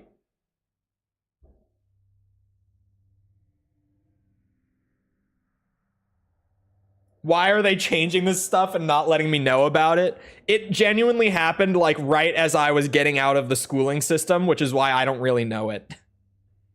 In my brain, it will always be BC and AD. Like, that, it's not something that's going to get overwritten, but oh well. I mean, maybe at some point, just from enough people using it, but I feel like most adults right now don't even know that they changed it. Unless you're like a super big history nerd, I guess, then you might be more exposed to it. But must be stopped to expedite the end of the war. Yeah. And has requested our participation in this operation. The operation will primarily involve the bombing of ground facilities by the Allied forces bombers. Your mission is to support those bombers. People who aren't historians, I mean, I just used it. I don't use it often, but I just did. Cosmic era. But don't let your guard down. There may still be sporadic resistance. No, we haven't reached the cosmic era yet. But then what are we gonna do when we reach the cosmic era? What happens then? Do we have to rename it again? Do they just go, fuck it, go back? Who cares that it comes from Christianity? No one really cares that much anyway. Just go back.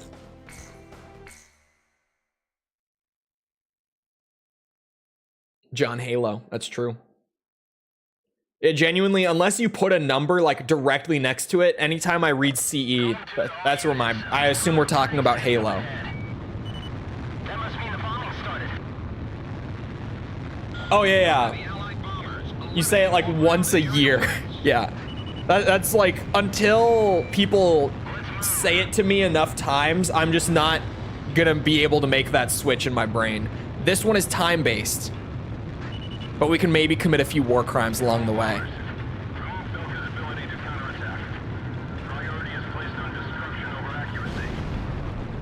I just know at this point, I remember that this one is time-based.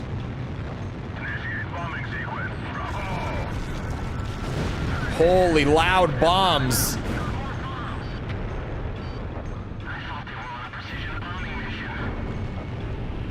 Well, precision is a very vague term. They changed it because no one knows Latin anymore. Oh God. Even though no one knows Latin, like we had converted it to English. At least, you know, most people just, no one was saying like, what's it? I don't even know the Latin version. Because when I was a kid, they didn't even teach me the Latin version, like the pronunciation or the term. I got taught before Christ and after death, because then it's just same abbreviation, but in English. I was never taught the Latin version either. Yeah, I don't know. So that all 12 months have 30 days and we don't have to worry about a leap day every few years? Maybe? I wouldn't be shocked if we just randomly found that out.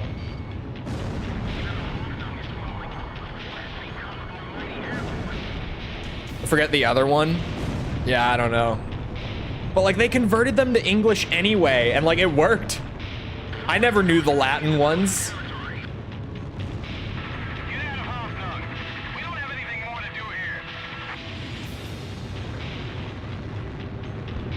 I don't know. It seems like an unnecessary change.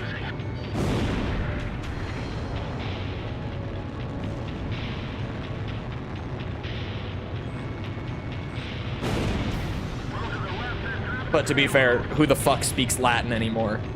At least Latin has been preserved, like, in the sense that you can learn it, even though it's a dead language. Like, you can... It's not like a lost language like Old English is, where we genuinely can't read Old English. There are certain words and like characters and stuff that have been figured out, but like you can't learn Old English. Like you can't become fluent in Old English. It's just, it's lost. Someday they might be able to put it all together. I know they've been trying for a while now to like decipher it all, but at this current point, you actually can't learn the language. You can maybe learn like some fun things, but you can't fully learn it. Like at least Latin is a language that got preserved even though it's dead.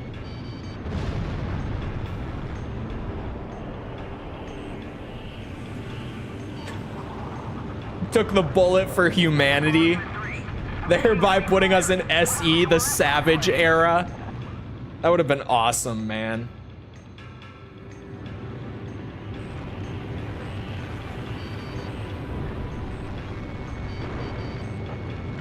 Wait a minute, BC isn't even like abbreviated to BC in Latin? Is BC just the English like converted abbreviation?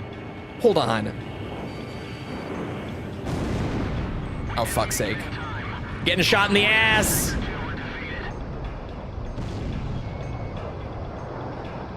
Pretty much exclusively. I think a lot of it is because of like the science world and everything. Maybe a lot of it's because of the Catholic Church? I don't know. Why do we always get into linguistics? Because I'm a language nerd. Shit happens around these parts. I think languages are interesting, man.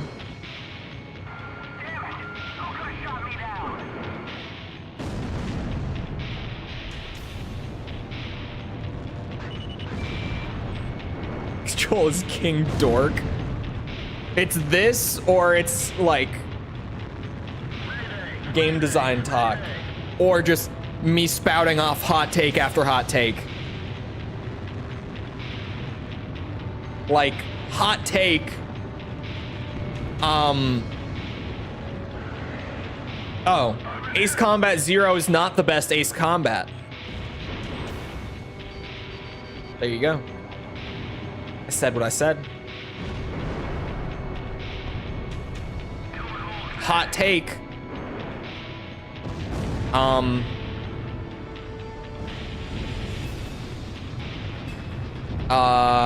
Resident Evil Code Veronica is the best classic era Resident Evil game.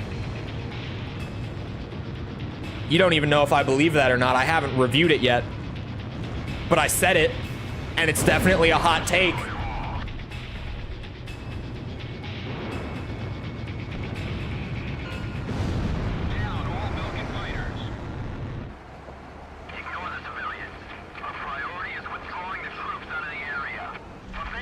was accurate until 2000 because that's when the world ended. We all live in a simulation now anyway. True.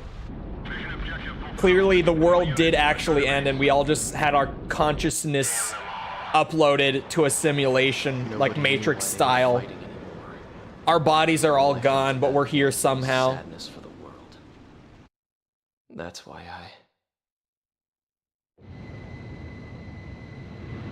Rising is a bad hack. I hope he doesn't believe this. Streamlabs bonked him! For what? Oh, was it? Yeah, he did. He used the N in hack and slash. Yeah, okay. Production capabilities. Belka is in a bind. We were also able to confiscate samples of what seemed to be experimental weapons from the abandoned... As an Anderson, I condone the Matrix theory.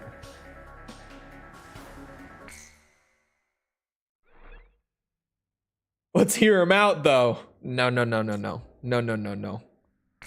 He went straight for what I did, just spouting off an opinion he doesn't even fully believe. I know, I hope. For his sake.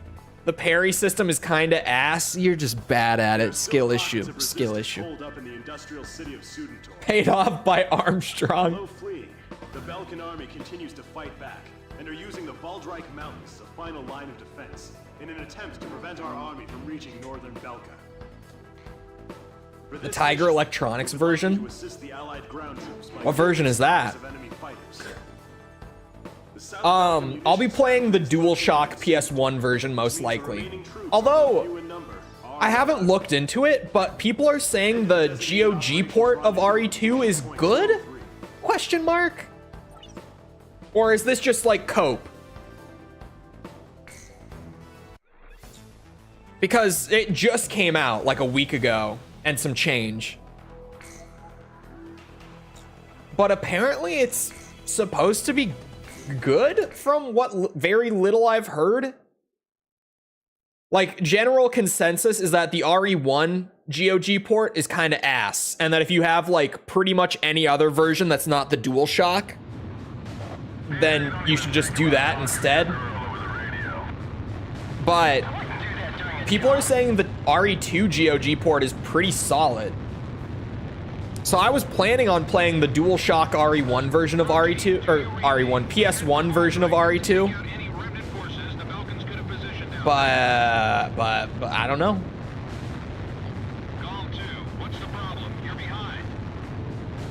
I don't know. Painfully overrated.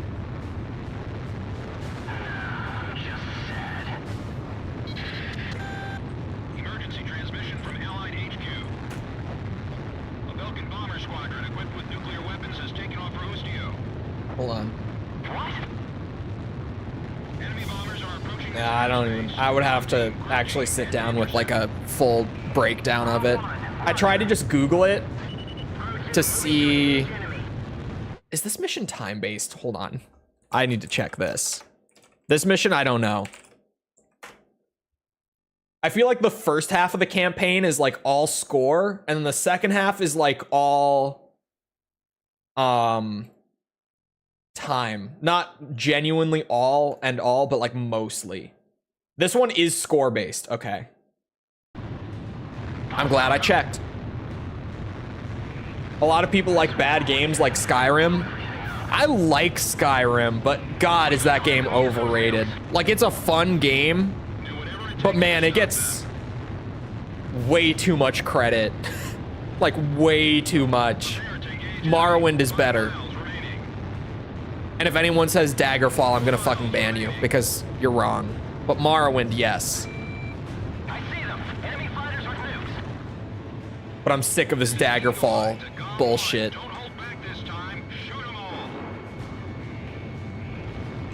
I've played all the numbered Elder Scrolls games at this point. Fuck Daggerfall. And Arena. Especially, like, Arena even more so, but fuck Daggerfall. I've tried. I've really tried. I've put hours into Daggerfall. It's just, what the fuck? Talk about a bad take. It's Daggerfall being the best Elder Scrolls game. That's a bad take. I've I was like, you know, it's probably just because I haven't gotten used to it. You know, I need more time with the game, but I've put like tens of hours into Daggerfall at this point, and I can't do it. I don't like it. It's a bullshit game. Just a whole game of bullshit.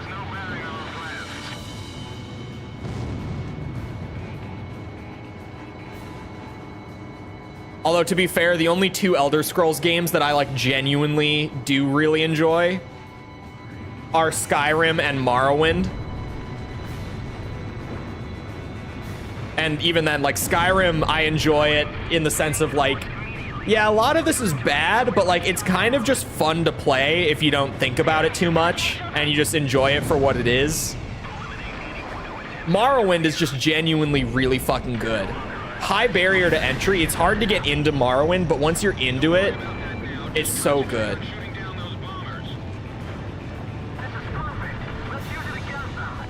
And yeah, Skyrim does get repetitive. I've never beaten Skyrim, and I know most people have never beaten Skyrim. I'm far from alone in that. I've played so many hours of Skyrim over like the last, what, 13 years that it's been out. I've never completed that game. Never once have I completed Skyrim.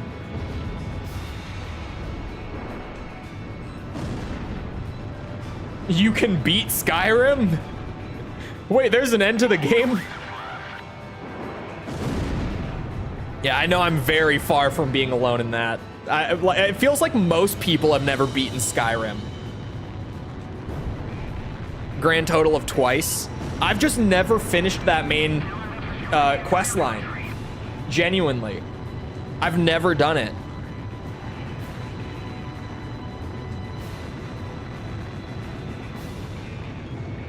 And I swear, every time that I go to replay it, I think I'm going to complete the main quest line. Never happens. Like, I always go in and I'm like, this is the time. I'm gonna do the main quest. And then I, you know, it's squirrel over here, over there. Distraction. I never get there.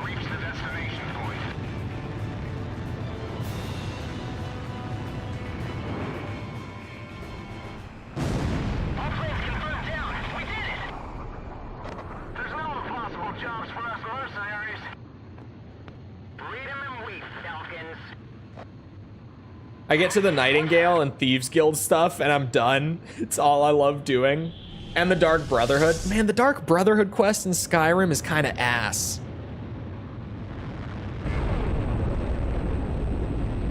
But maybe it might be some Morrowind purist coming out of me on that one. That might be some of the boomer Scrolls takes coming out of me.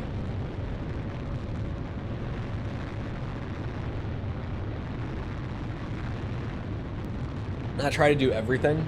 It's a really fun game, but as an RPG, it just doesn't feel like your decisions really mean anything in Skyrim to me. Like Morrowind, right? Say you do join like the equivalent of the Dark Brotherhood in Morrowind. Say you join the Morag Tong. If you then, like, if you go through their quest line and you rise through the ranks and everything by, like, going out and killing hits, like, taking out targets. If you then try to go and, join the Thieves Guild in Morrowind, they won't let you in. Like, genuinely, the guy who you start the Thieves Guild quest with will be like, nah, fuck you, get out of here. Because the Thieves Guild, lore-wise, in Elder Scrolls, doesn't kill. Like, it's one of their biggest principles is they're like, yeah, you can't kill people.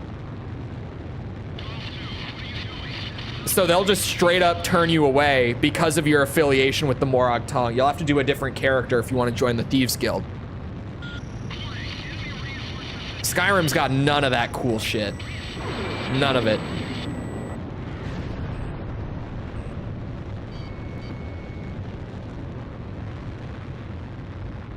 More of a dungeon crawler with some hand waving at a story It's true. It's a very fun dungeon crawler. Like, again, to that game's credit, when Skyrim works, it does work.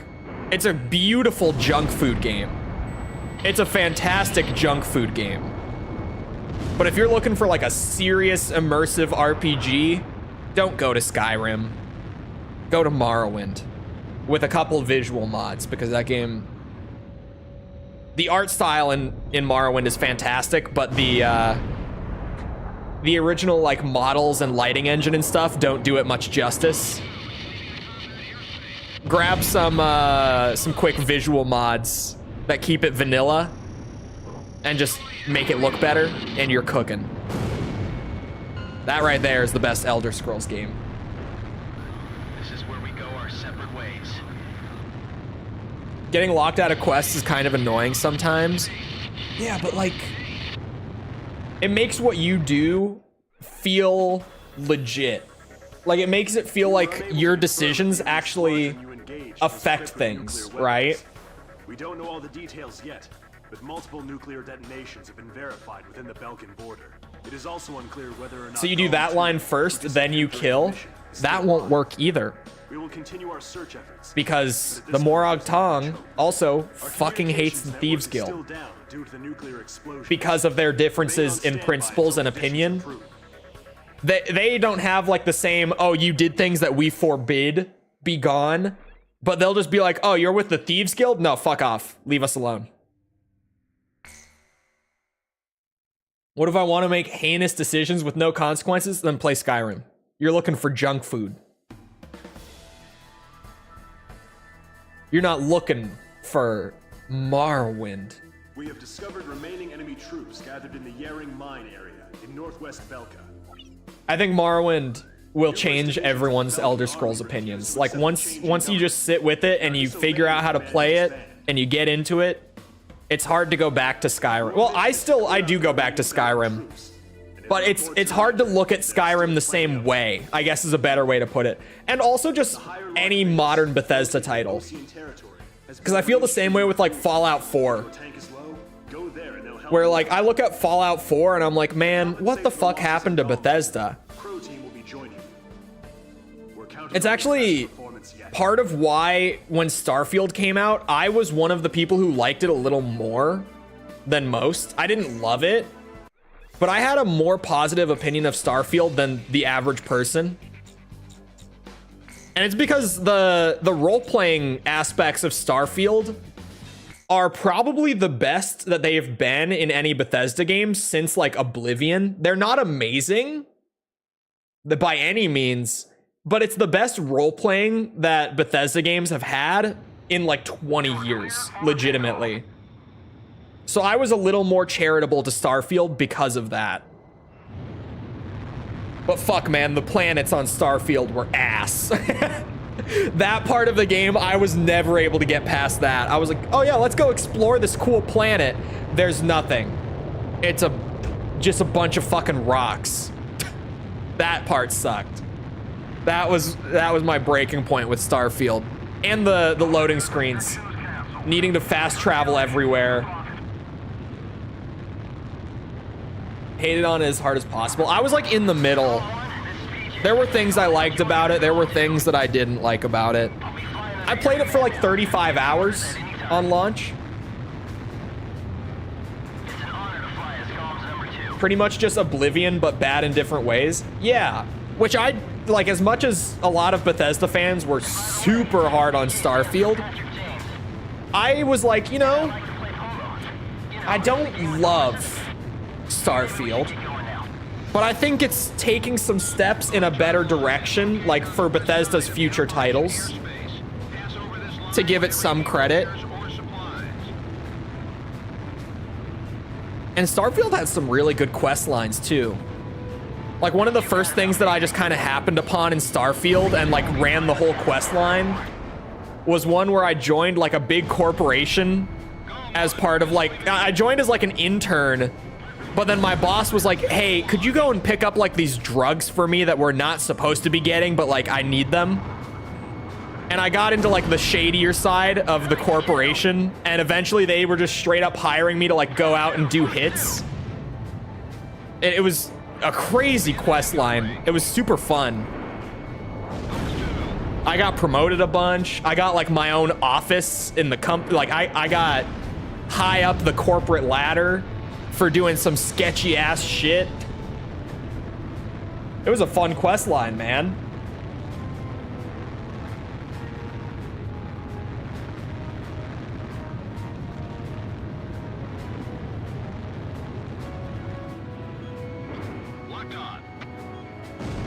It's what I wanted from Graceborn. I'm glad that Graceborn isn't one of those projects. I think Graceborn hits a very good middle ground. Where it's like a, I can't believe it's not Bloodborne. But it also manages to be its own thing, right? It's got all the Bloodborne stuff. But it's also unique. Doing crimes, as you do. That's gonna miss, or not, okay.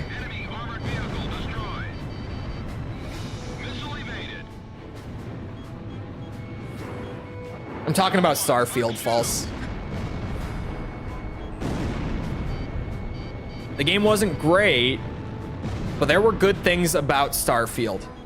Also, the skill tree was like the best that Bethesda's had. Or I guess the skill system, rather. It was a tree, but just the general skill system. That was like the best skill system Bethesda's had in fucking years, dude. I legitimately was struggling to choose what skills to get like the entire time that I played, because most of them were like actually transformative. Like, you know, you would get things like, I don't know, if you don't get this skill, you legit cannot pick locks at all. And I was like, oh, that's a big deal. I definitely need that. And then there would also be stuff like, oh yeah, unless you get this skill, you are completely incapable of smuggling contraband through checkpoints. And I'm like, oh, well, of course I want to be able to do that. Like a bunch of stuff that instead of just being like number increases, actually unlocked entire new abilities and ways to approach questing in the game, right? And no one talked about how good that was, because everyone was just like, man, these planets are ass. Which, like, yeah, the planets were ass, but there was a lot more to talk about in Starfield. Now, the discussion around that game kind of sucked. And it kind of still sucks. They got stuck in hate train purgatory. I don't know how long it'll be there, but it's definitely still there.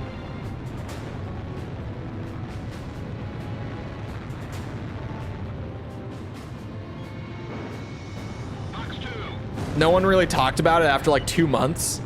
Yeah.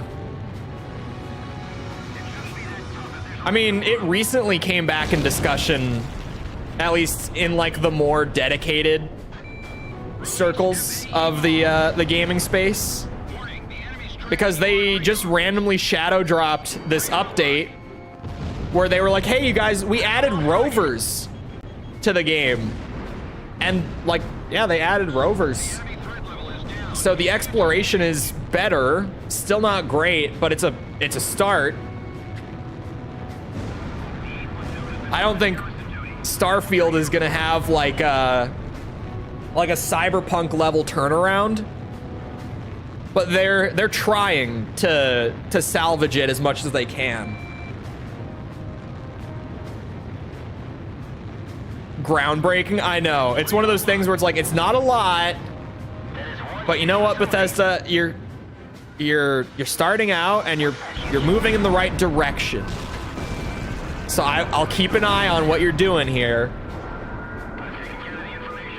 I'll see what you're doing. They're making an effort to turn it around, because they were not going to add rovers. Like, they legitimately just weren't going to do it at this point, like last year, right? The answer on like vehicles and stuff like that was just a flat out no. But then they just randomly shadow dropped one. So it's like, okay. They're recognizing that they need to listen a little more, and they're trying. So I'll keep a skeptical eye on Starfield for the time being. I'll see what they do throughout the updates. We'll see what we get. We're taking baby steps. But you know, baby steps lead to big boy steps. What a shitty way of putting it. But you know what I mean. Like there may be, granted, there are like 3 paths this can go down, right? They either don't get enough like positive feedback on the rovers as they were expecting and they just stop entirely. That's like worst case scenario. Or they just continue making baby steps for like the rest of the game's support. Still not great, but it's something, I guess.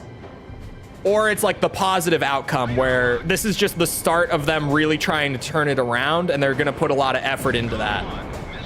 And only time can tell. One small step for baby, one large step for big boy. Exactly. We need more steps. Oh my god, you guys want to know what my random find of the week was? Dude, last night, I don't know how I didn't know about this. I guess this is a game that I never bring up. So like no one in my chat ever would have informed me about this or anything. But one of the games that I grew up with playing a lot, but I just don't mention it much, it was the Oddworld games. Particularly Abe's Odyssey and Munch's Odyssey. Like those two especially. But I also had Abe's Exodus. I just didn't play it as much. But Oddworld. Last night, I randomly learned that all the old Oddworld games are actually on Steam. I never knew that. So I go to wishlist the games so that someday I pick them up. And when I go, I see that there's a bundle of the first 4 Oddworld games. There's 5 of them in total. At least like mainline games. There's a bunch of spin-offs, but there's 5 mainline Oddworld games in total. And the first 4 of them were in a bundle that was on sale. So in total, those first 4 Oddworld games, one of them I've never even played, was $5.19. And actually, as of me speaking this on stream, it's still going to be on sale like this for like the next few days.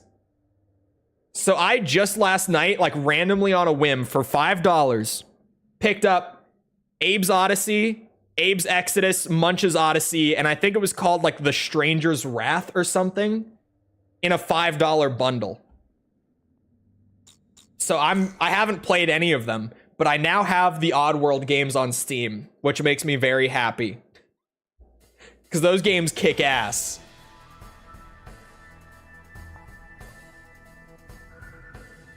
We've received a report. What is that SP mission? The Gauntlet. On Belka's northeast coast of Anfang. The Gauntlet. The enemy is deploying land, sea, 2 cinematic platformers, a collectathon, and an FPS. I like franchises that bounce around a lot like that. capitulation and are adamantly resisting. Will you put it on the list? I did put it on the list last night because it made me think, why the fuck is that series not on the list? Operation carried out entirely by mercenaries. The mission will be called Operation Bloom and will be divided into 3 separate areas. In terms of the more recent, like, Oddworld stuff, like, the last 10 years, I know that they remade Abe's Odyssey. It was called New and Tasty, I think. But I know that fans of the original didn't really like it very much. I don't know why. I just heard it wasn't great. I couldn't tell you the specifics. I heard it's not a good remake. It looks really pretty from what I've seen, but I've heard it's got problems. And they put out a new 5th game like just 2 years ago or something, maybe 3 years ago. I also heard that that wasn't very good. But the new game was also like a cinematic platformer, like the first couple. They went back to that style. Yes, one game called Pandemonium. I feel like I've heard of it. I definitely didn't have it, but I feel like I've heard of this. But looking at it now, I feel like I have never seen it. Why do I feel like I've heard of this? Uh-oh, Bandai. Oh, it's by Toys for Bob? Hold on, this just got interesting.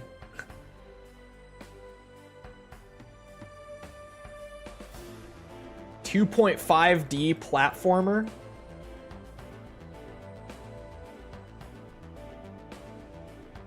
Where's the YouTube no commentary long play that I need? Oh god, it's on emulator and he's stretching the game. What the fuck is this? So warning for anyone, which is most people who know anything about emulation, he's stretching the fuck out of the game through an emulator. But what the hell is this? What am I witnessing? Not the stretching. Yeah, the stretching. 16:9 stretching.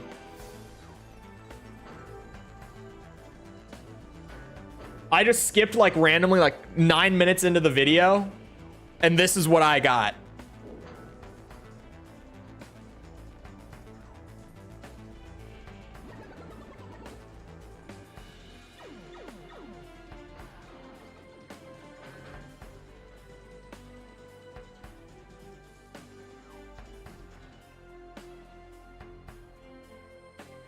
It's platforming pinball. I feel like I've fever dreamed it. I can see why. That's how I felt about I randomly like remembered Oddworld once while talking to a friend about like old ass games that I feel like no one ever talks about, like that we grew up with. And he hadn't heard of it before. He had never seen Oddworld. So I tried to explain it to him. Okay, hold on. Hold on. Let me just pull up. Let me just pull up like some footage of Oddworld for emphasis here. Like this should I tried to explain this game. Oh wow. He's got chapters on this. Just verbally. Oh, he's controlling the thing right now. Okay. Here we go. This is more what it looks like.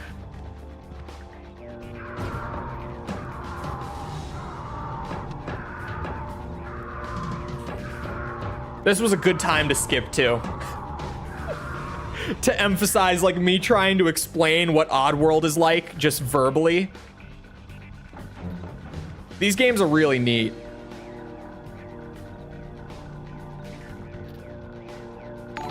I do recommend these. And I really feel like no one ever talks about it. Oh, the fart button. There's a fart button in this game. In all of these, I think. I haven't played the fourth one.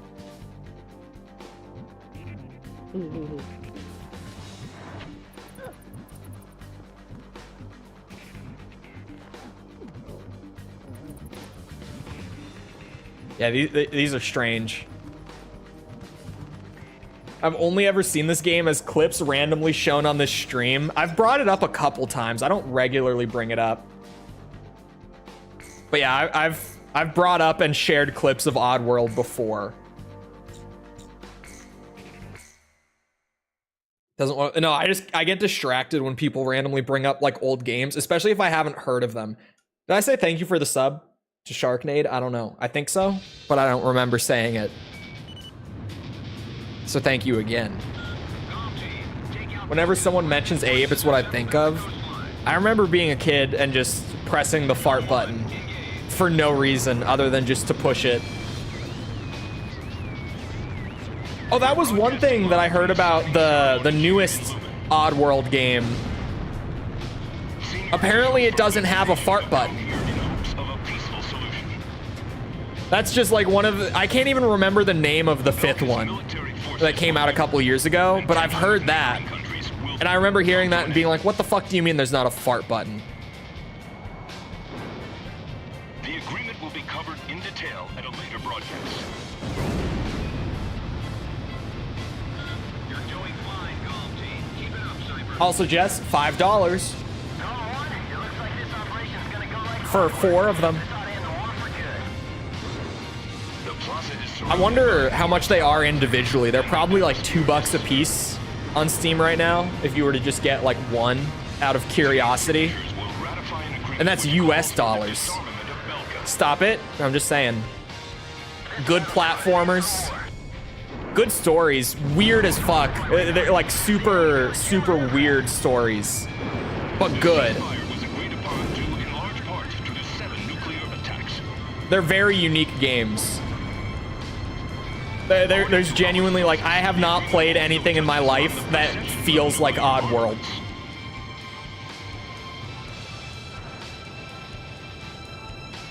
Soulstorm. Is that what it's called? Is it Oddworld Soulstorm? Is that what the game is called? Really?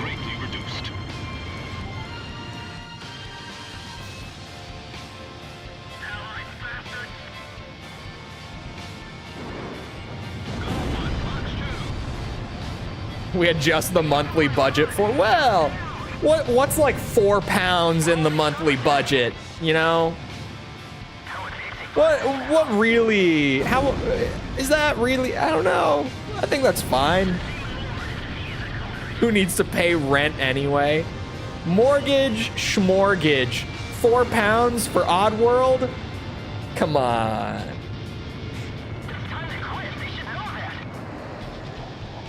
I am a great influence until it comes to buying games.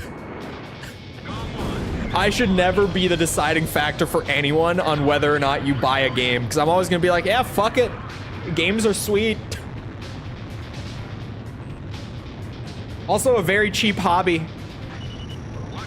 That's like the best part. And well, if you're a Steam player, particularly. Because of sales and everything. It's one of those like, sure, you gotta build the PC, but man, once you've built the PC, like every game you want, it's just like, oh shit, this is like $4? They're basically giving me the game at $4.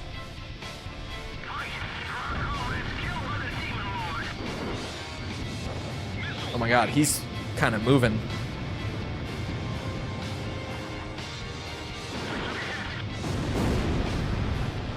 If you avoid, that's true.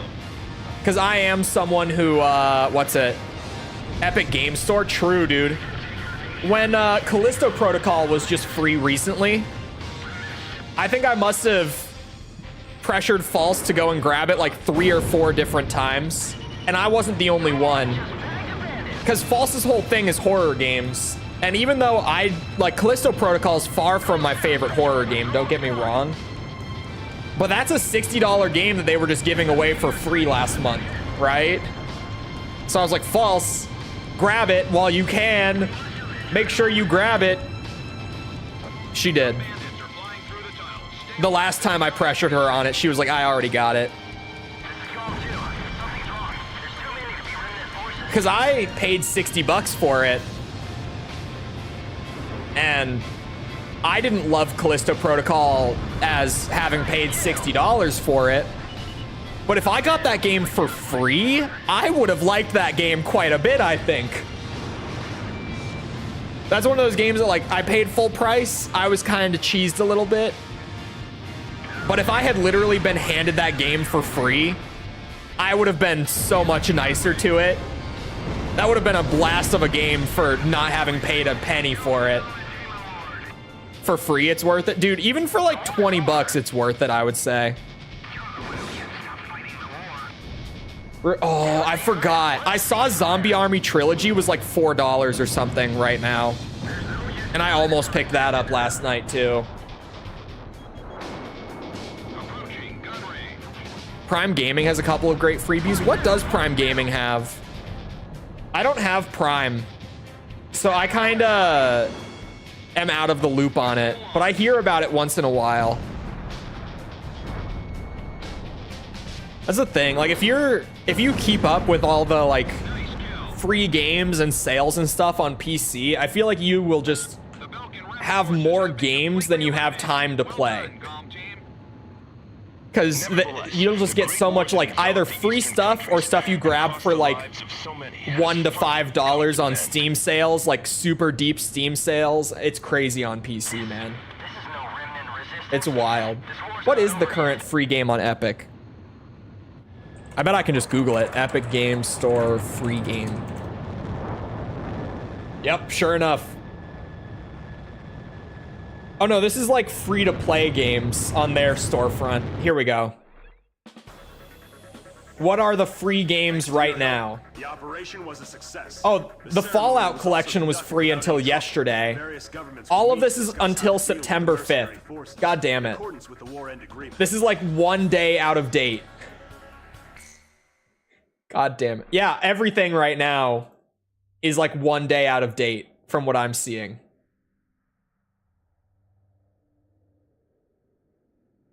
Sniper, Ghost Warrior contracts, and Football Manager. Sniper Ghost is... Wait, that's free right now? Sniper, Ghost Warrior contracts?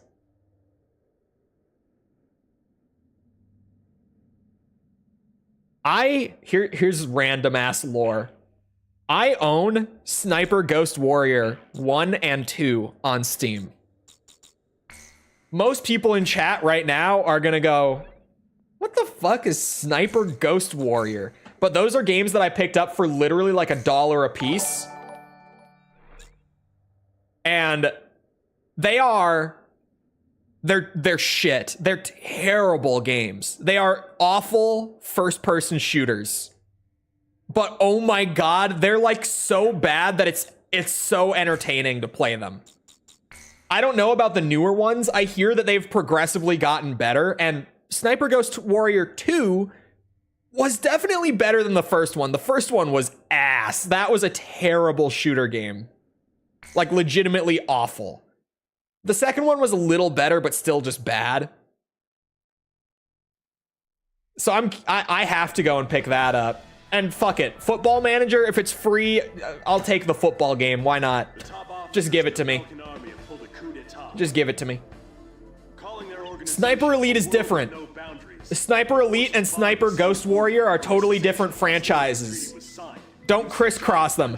Sniper Elite, those are fun games. Those are good games. Well, from like... I haven't played Sniper Elite 2, actually. But I've played the original, and I've played 3. 3 is good. The original's not. So I don't know about 2, and I've heard that 4, and I think there's a 5th one now. I've heard that 4 and 5 are actually really good. Just from, like, hearsay. I've heard great things about 4 and 5. Genuinely. I bought the first one on 360 on launch day. The first Sniper Elite, it wasn't even called Sniper Elite, was it? Or maybe it was, I don't remember. I remember there being something weird about the name. I have it on Steam. I could just open Steam and look. But the first one wasn't good. The zombie games that they make are actually really fun. The Nazi zombie army games, those are a blast. Shadow of Mordor, Borderlands, Tomb Raider, Lego Lord of the Rings. Man, those are all pretty... I don't know what Trek to Yomi is. That's the only one on the list I don't know. Maneater's hilarious. Those are all pretty good. Prime Gaming, I believe, has its own launcher. I think that I've seen it before. Like, I vaguely feel like I've seen the Prime Gaming launcher. I don't know 100%, but I think I've seen it. Classic 6 out of 10 game? Yeah. Sniper Elite 3 was genuinely good. Like, that was a... I don't know about... It was maybe like a 7.5. It got better. For sure. It got a lot better than the first game. And I've heard that, like, Sniper Elite 4 and 5 are both above, like, an 8 out of 10. I've heard that those games are ones that just progressively go up. But man, so the Sniper Ghost Warrior games are also games that just progressively go up. But, like, they started off way worse. They had a much longer way to go. I've only played the first two. I've never finished either of them. Maybe someday. V2 is the base for every game after. Feels like it's barely holding itself together. That's kind of true, but also it's really fun. No, we haven't done 7 yet. Well, I mean, I've played it, but we haven't done it for 100% yet. We're doing release order. Our base has suffered extensive damage. Galm Team, we're counting on you. They're similar. Unknown craft on radar. I wonder what 5... Hold on. Initiate operation. Metacritic time. We have to go into battle. Sniper Elite. Sniper Elite 5 and 4 both scored a 7.7. So yeah, they're like, yeah, you'll have fun. Not the greatest thing. What was your first video game? It was Resident Evil, the original, on PS1. Hold on. Oh, Sniper Ghost Warrior. Contracts got a 7.3. Oh yeah, here we go. The original game got a 4.5 out of 10. That's the aggregate score for the original Sniper Ghost Warrior. And then the second game got a 5.2. The third one has a 5.5. Oh, sorry. That's Sniper Ghost Warrior Contracts 2 has a 7.3. The original Contracts has a 7.1 aggregate. Galm 1, Galm 2, commence the attack on XBO. XBO must be destroyed. But hey, every single game that aggregate score pulled up a little bit, right? Behind PvP goals, yeah, the multiplayer is gonna be painful doing 7, because I also just don't really like 7's multiplayer. Lucio, 6 air divisions of 7 aircraft. Cease attack immediately. So in aggregate, they're still garbage. I wouldn't say garbage. They're reaching like good but not by any means great territory, right? Getting like high 7s.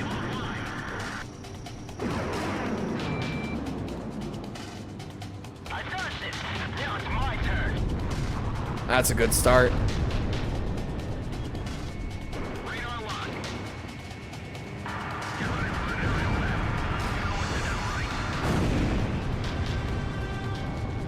At least we'll be able to stream snipe in 7. Yeah, the multiplayer.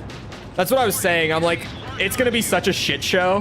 Because I'm going to get stream sniped. There's not many people on PC playing Ace Combat 7 multiplayer these days. And it's room-based, right? So you just have to figure out what room I'm in, and that's it. But someone in chat was like, well, surely like with the stream sniping, it'll be an even mix of people trying to make the 100% more painful and people trying to just like feed you kills and stuff for challenges or whatever, right? And I was like, that's probably true, actually. There will probably be a solid handful of people who do try to jump in and like feed me kills or wins or whatever just to make it go faster. So we'll see. Will you make lobbies? I probably will. Or at least I'll do it once or this. Like, I'll definitely do it at least one time. For a lot of it, I might just have to go find rooms that are already running. Just to, you know, get it done in a decent amount of time.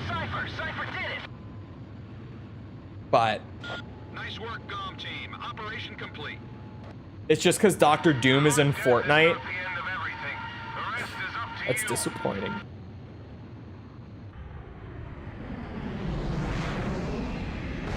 That actually, I read it and I'm like, Doom trending on Twitter. My brain went to the same place just reading that message. Decoded message on the radio. God damn it. Decrypting message. You don't say anything's garbage. Didn't you give Snake's Revenge like a 5.2? I did. You might be speaking too soon.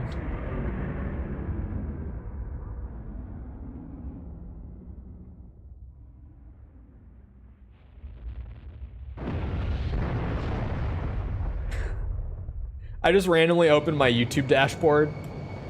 ADHD moment. Someone commented on the Metal Gear Survive video. It's funny to think that this is what Fortnite wanted to be.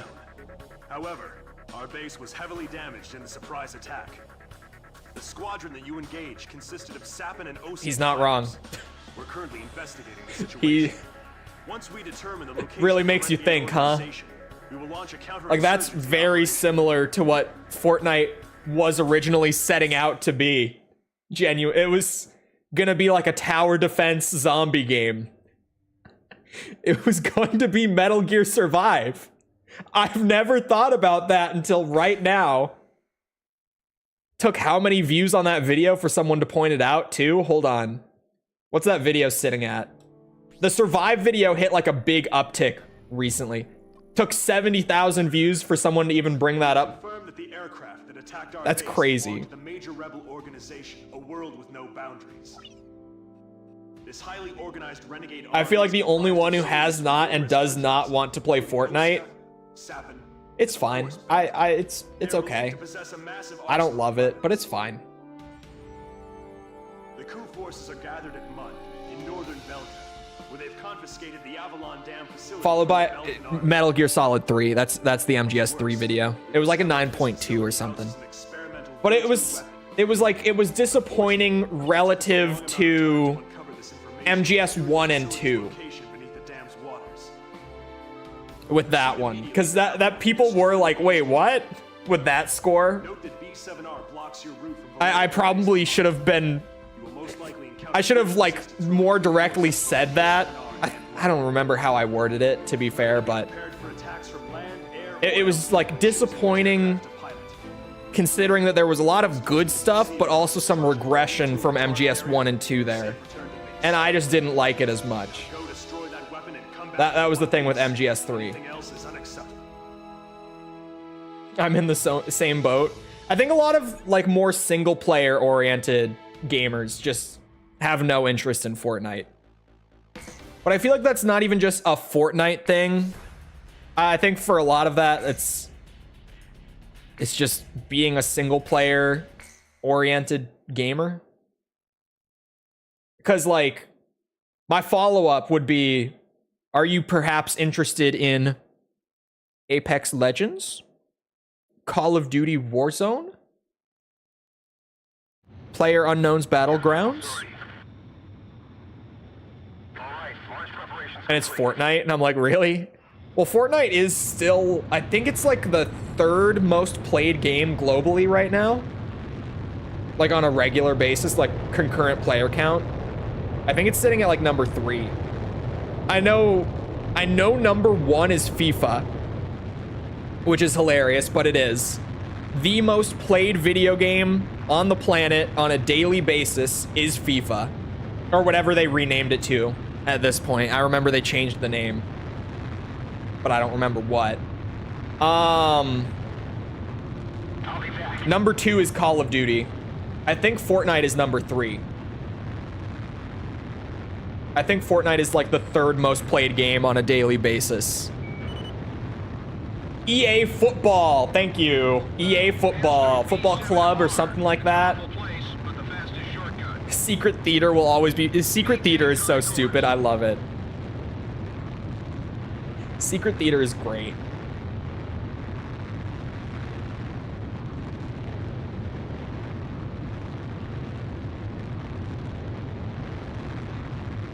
Just FC? I could, it's on Steam, right? I think it is. I could just pull up the Steam page and look. I remember them changing the name. I've also never played Overwatch or Apex or Valorant, never played much COD, never played Halo Online. Halo multiplayer is so peak. Talk about multiplayer shooter design. Like, Halo's up there. I'm a boomer, though, with multiplayer shooters. I still wholeheartedly believe deep down that the best multiplayer FPS game I've ever played in my life is Quake 3 Arena. When it comes to FPS design, I am admittedly very boomer. but genuinely, Quake 3 is where it's at, man. They're coup d'etat forces.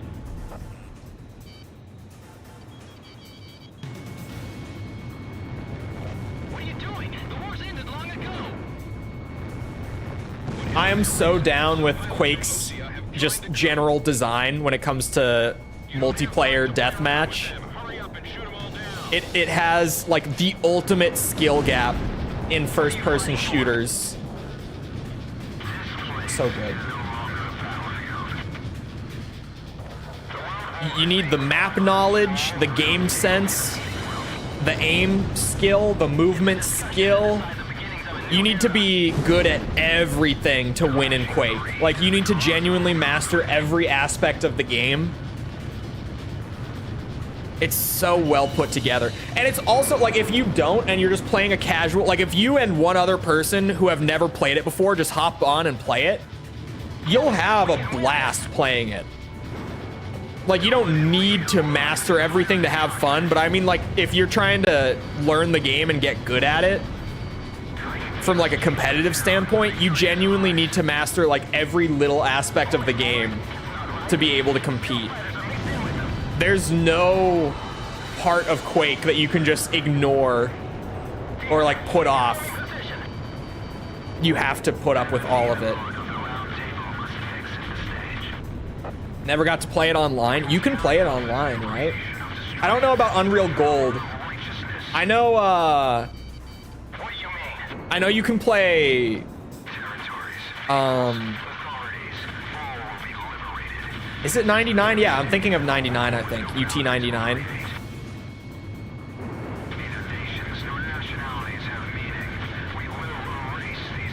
Isn't on there anymore. I know they don't sell it anymore, but community servers are still running, at least on 99. Quake 3 is it's so good. I like Quake Champions a lot too. I occasionally reinstall it and play it for a little bit, and I do like Quake Champions quite a bit. Not as much, but it's also very good.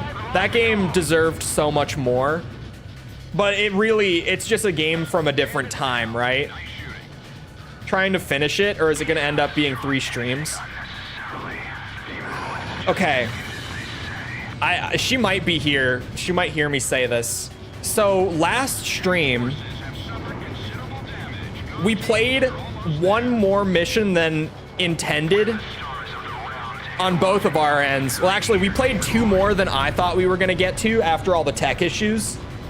But then legitimately, like 30 seconds into a new mission, False said, oh, by the way, let me know when the mission is done so we can stop. And I just kind of sat there and I was like, okay. And we played a whole extra mission after she said that. She doesn't know that. At least I never told her that. But that happened. We completed 6 missions in the span of like 3 hours last week. So that leaves us with 9 missions left. 2 of those are gun down missions. So like the little like 5 to 10 minute ones where you just walk around, there's no like combat or anything. I never expected their defense network to be so strong. If we start on schedule and we don't have tech issues, we could reasonably finish the game tomorrow. I would prefer to finish it this weekend because I had to buy fucking Xbox Live for this, and I lucked out and got a promo like code where I was able to get 2 weeks of Xbox Live for $1. But if we have to push to next Saturday, I'm gonna have to renew my Xbox Live for 1 session. And it's not gonna be $1. It's gonna be like 12 or whatever it is. So we could finish it tomorrow, and I have an incentive to save my $12 by finishing it tomorrow. But we'll see. We'll see.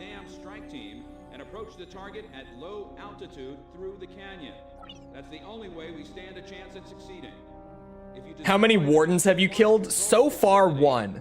All the warden fights happen pretty much right after where we stopped. I can give you a gold code. Is it, would it still work? Because they merged it into Game Pass. So really, I bought 2 weeks of Game Pass because that's where Xbox Live is now.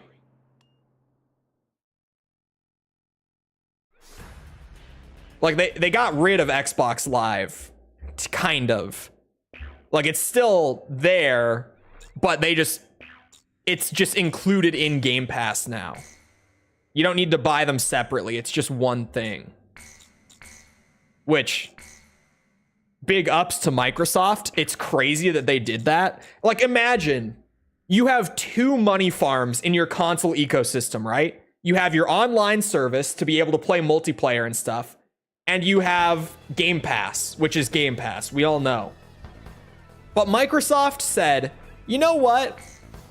Instead of paying $10 a month for both, what if you paid, or sorry, for each, $10 a month for each, what if you paid $12 a month for both? They didn't need to do that. It's crazy that they did that. I never know when the missions end unless it goes to a character select screen. That's how you know in Halo 5 False, every single one of them has a character select screen at the start. That's how you know. At least with Halo 5. Also, it's time for the best plane ever. I didn't realize that that was the next plane we were gonna buy, but it's time.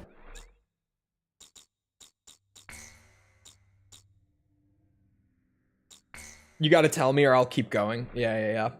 You really did, like, genuinely False. I don't even think it was 30 seconds in. I think it was like 10 seconds into a mission or something you said it. Like, immediately when the mission started, you were like, yeah, just tell me when the mission is over. And I went, because also at that point, I, like, remembering the campaign, right? I also was like, well, it would be weird to stop here, because the mission that had just started was simply like a long escape sequence from the mission before. So I was like, all right, I'll tell you when it's over. And I just kept that info to myself. Transmit the latest data we've received from the Allied forces. If it goes over, we can do Sunday. Sunday would be better if we don't finish it tomorrow, because then I can cancel the Xbox Live. So that would be preferred. Considering I got like my 2-week Xbox Live just for Halo 5. Because yeah, if we have to do it next Saturday, then it's going to renew at like 8 p.m. on that Saturday. Like, it's going to renew in the middle of stream. I'm just going to rock the standard the first time, to be honest.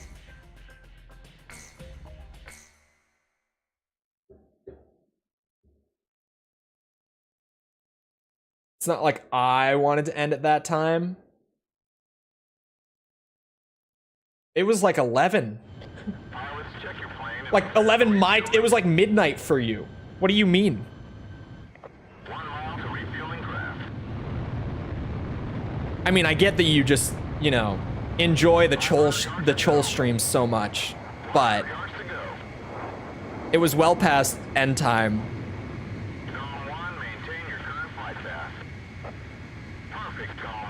Oh my god, False, you want to know what I found out as well, like this week? I haven't said this to you directly, but from that one Street Fighter stream that I watched this week, the coaching one, you know what I learned?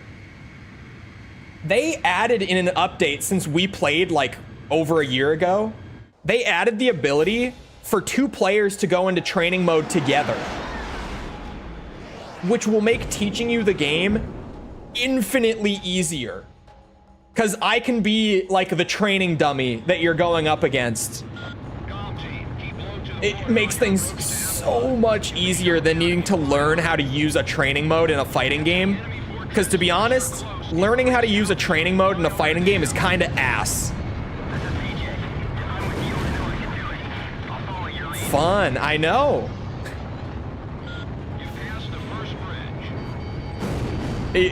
False might not even realize actually how huge that is for anyone who does know fighting games at all. you know how massive it's gonna be for me to teach someone how to play a fighting game to be able to go into training mode with them. Online training mode? What do you, I know, right? Like, that's crazy. Like, I didn't beat your ass. I was also terrible at fighting games at that point. Nowadays, I know how to counter jab spam.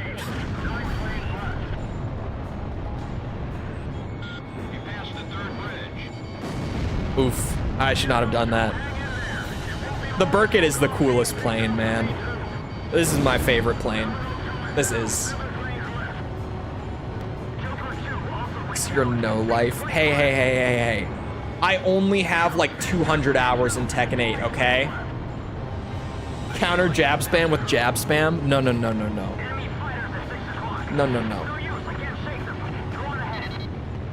I was going to correct you, but I can't share my secrets.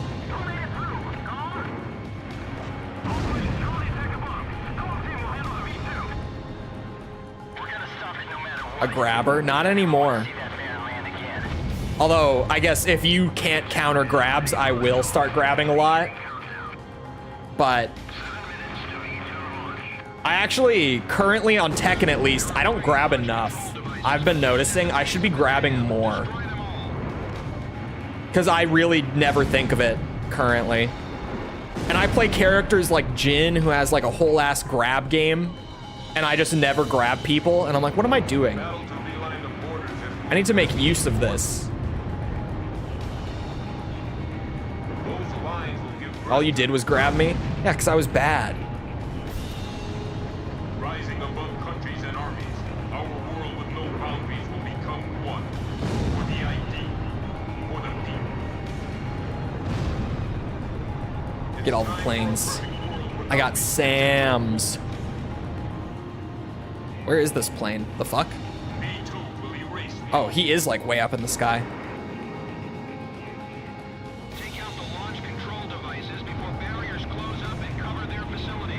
These are huge. I'm gonna snipe all the aces.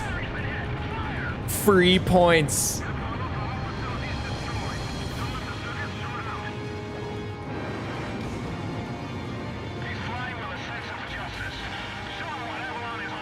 Whoa!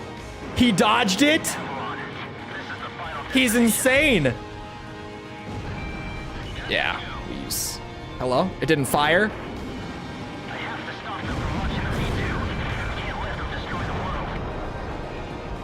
Burkett versus Burkett.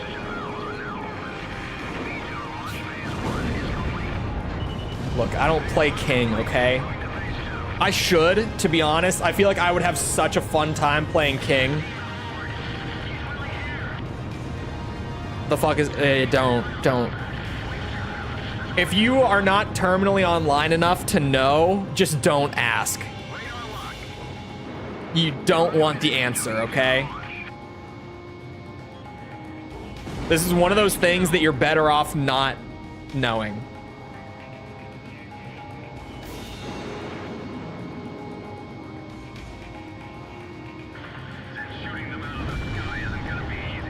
The less you know, the better. Exactly. This is one of those things. Just, it may sound like something you want to know.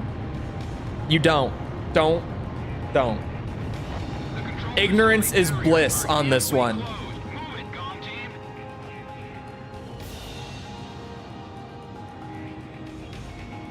It's better not to ask, especially one of these, this term, specifically this term, it's better not to ask.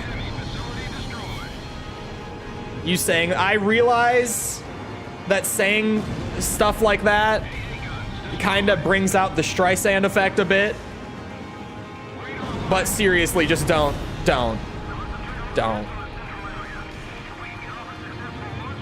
I say this for your sake, Chad, don't. No. False already looked it up. Actually, False might have known. But False, if she didn't know, has already looked it up, 100%. Only PS1 Tekken? We can play PS1 Tekken.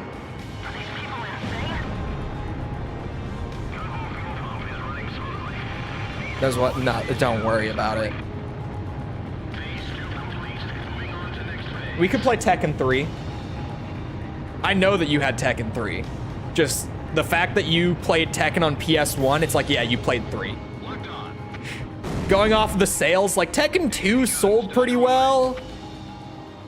But the odds of someone having played Tekken back on PS1 and it not being Tekken 3 are very slim with the way that that game sold. I can't find the tunnel. It has to be right under me. I should have just gone faster instead of doing this shit. It's 3, yeah. We could play 3.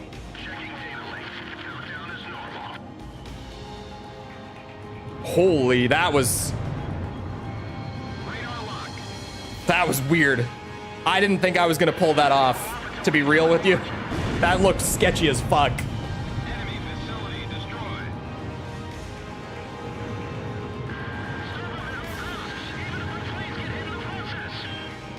The sidesteps do work. They're iffy in 3.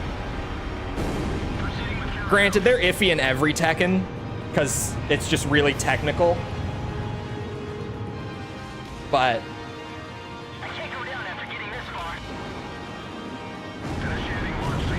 so inconsistent with 8 is very consistent. You just have to understand sidesteps.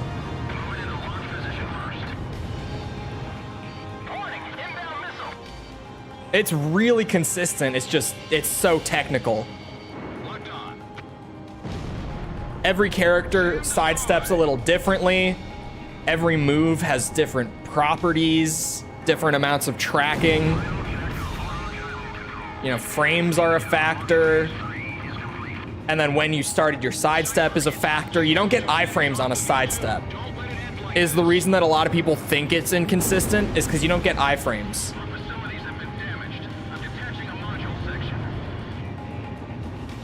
Which is why a lot of people also throw out the advice that unless you know exactly what you're doing and you're really in your opponent's head, you don't sidestep to dodge. You sidestep for positional advantage. You don't sidestep to dodge a move. There are some moves that you sidestep to dodge. Claudio's wall running 2, is it a 2? I think so. Dragonov's wall running 2. There are moves that you sidestep to dodge them because they're very sidesteppable. Azucena's wall running 3-2. Mostly wall running moves. We did it! We stopped the V2 launch! We're gonna be branded as heroes! We're confirming the situation. Cipher, PJ. You just need to learn the basics of CQC. I'm a unicorn.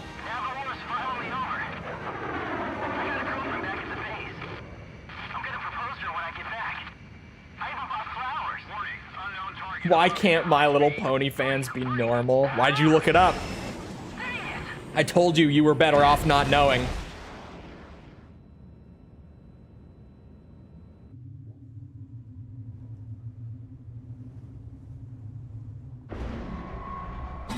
I played Tekken 1 on PS1 at launch. Well, it is crazy to have played Tekken 1 back in the day. Like, not just to have played it, obviously. I've played Tekken 1. But is unicorn another word for old? No. It's saying, like, you're as rare as a unicorn. Is basically what it means. You can sidestep you can sidestep most attacks in Tekken. As long as they don't actually, like, if they're not a hard tracking move. You just, most of them aren't like reliable to sidestep. And yeah, you don't sidestep to dodge, you sidestep to get into a better position.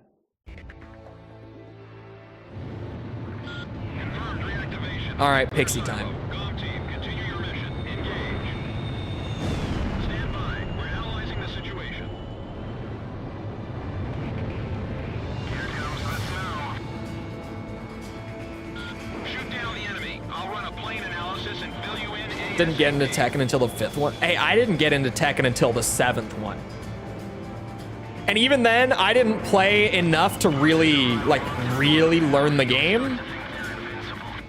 Like, I only started actually learning Tekken with 8. Which makes me very proud that I play a battle ruler Kazuya.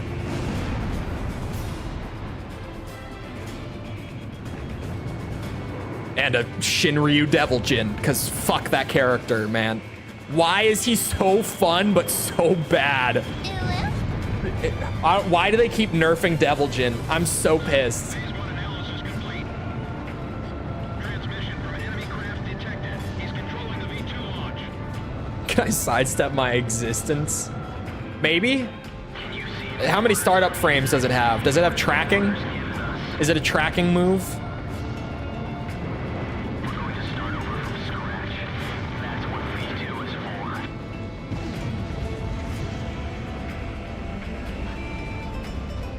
I didn't want to get hit with that.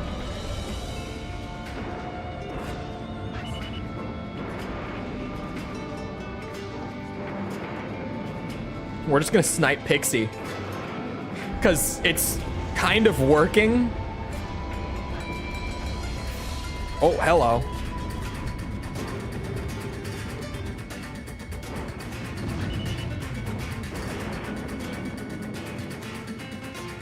Where did I take 1% damage already? What, was that his laser? What was that? What does 1% on normal?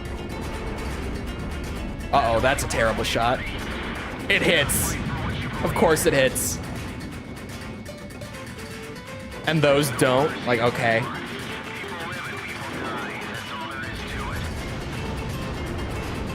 Last one.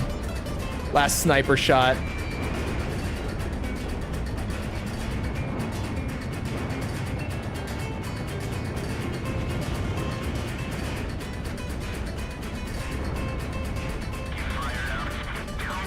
A little bit. A little fired up, perhaps.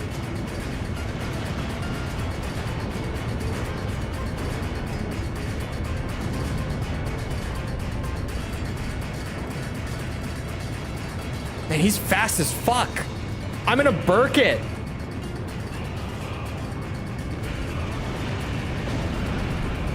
Yeah, I flew into that one. Whoa, whoa, he slowed down a lot.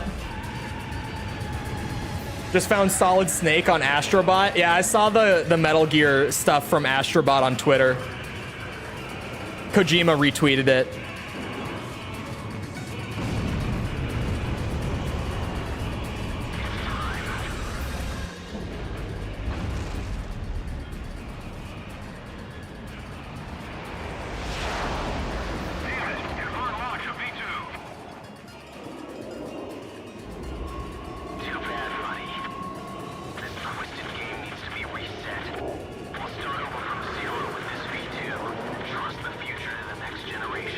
I heard there was Death Stranding stuff in it as well. Does Astrobot use the DualSense as much as Astro's Playroom did? This plane is protected by an ECM defense system. Its only weak point is in the front air intake. Like, is it as heavily oriented towards the controller as the first game? Because I know the first game was basically just a tech demo for the controller. But it seems like Astrobot now is trying to like start an actual franchise rather than just be a fun little tech demo. So I'm curious. Like, did they keep that part, or did they just kind of go, what if we want to put this on PC?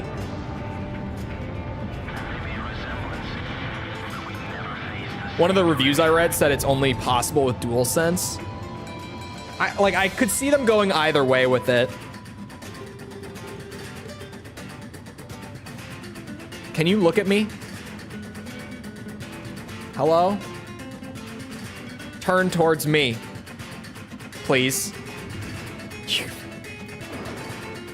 You bitch.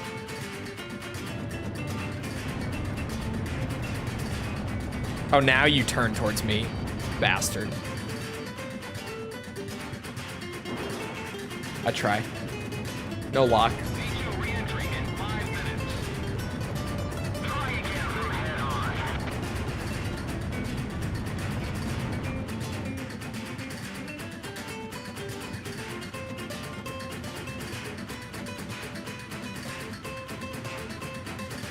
Here we go.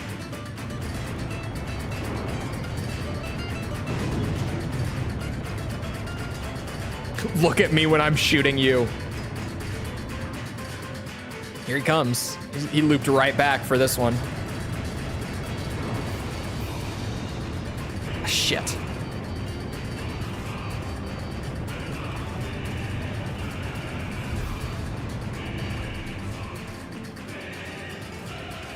I'm not making that.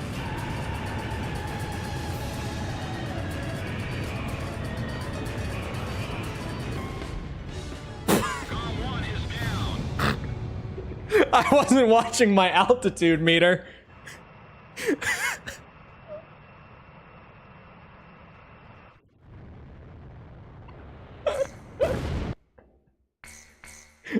Okay. And that's a Chole moment. Add it to the list. Right into the ground. Classic move. I knew the ground was in that direction. I thought we were higher in the sky. Clearly.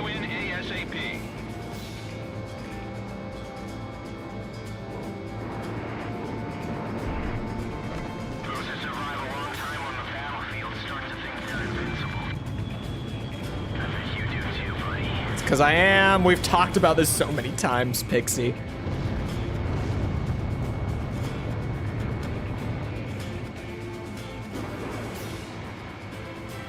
I have plot armor unless it's the ground. You ever play one of these games on normal mode? It's hard to get shot down.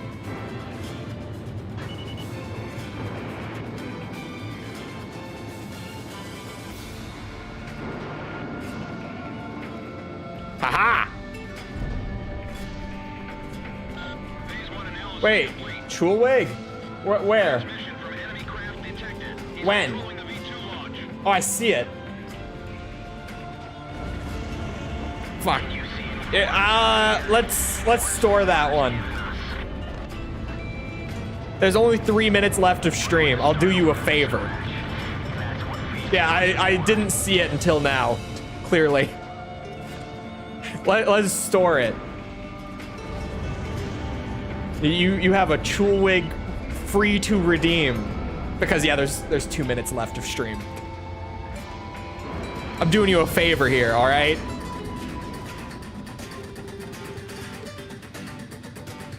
Beautiful. Okay, I flew right into that because I was reading chat. What is Chule? It's me putting sunglasses on for 15 minutes. At the start of stream tomorrow, I could just start with them on, but then you gotta be there at the start to see them. Also, Unk. Hold on now. Wait a minute.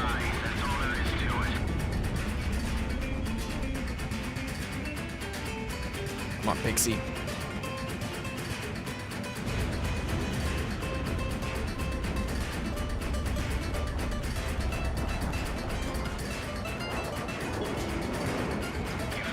The naming of Chulewig has lore to it, but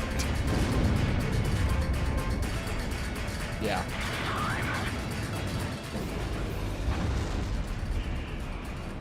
The ground disagrees with your statement. What statement?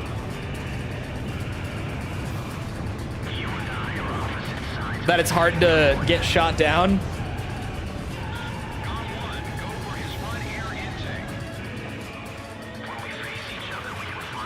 Nanomachines, son. Nanomachines.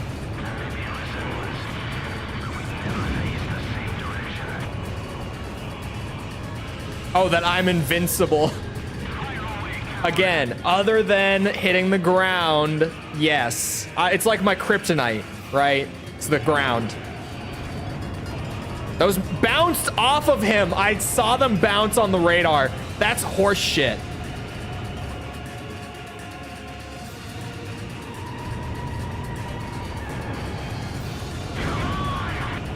That was a way better Pixie run. He just fed that one to me. Except for the one bullshit missile bounce. I don't know what that was.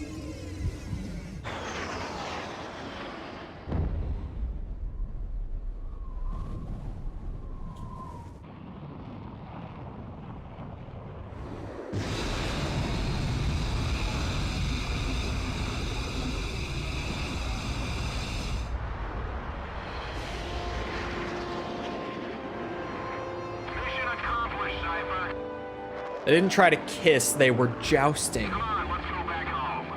Let's. You wouldn't want to keep anyone waiting for you. That was the last normal mode S rank, by the way. I think I'm gonna do the gauntlet just for the hell of it.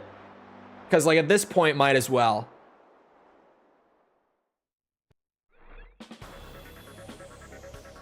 This is not the last of the Zero streams. No, we got to do this on hard mode, and then expert mode, and then ace mode. But we have there a medal, and it's no, it would never turn out to be an A. Not an Ace Combat 0, where the S ranks are basically free.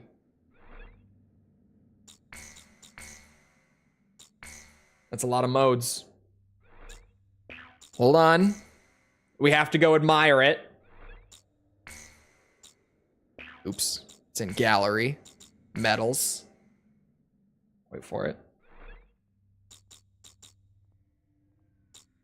Look at that. It's beautiful. I earned this. 3 full playthroughs of all S ranks on Ace Combat 0 for this goddamn medal. And now we need to do it 2 more times for these 2, which are inevitably going to be the silver and gold versions. We get there when we get there. Anyway, I hope you guys enjoyed. If you did enjoy and you haven't done so already, feel free to go ahead and leave a sub. Come back another time. We're doing this. We're doing... What are we doing? Armored Core, Metal Gear.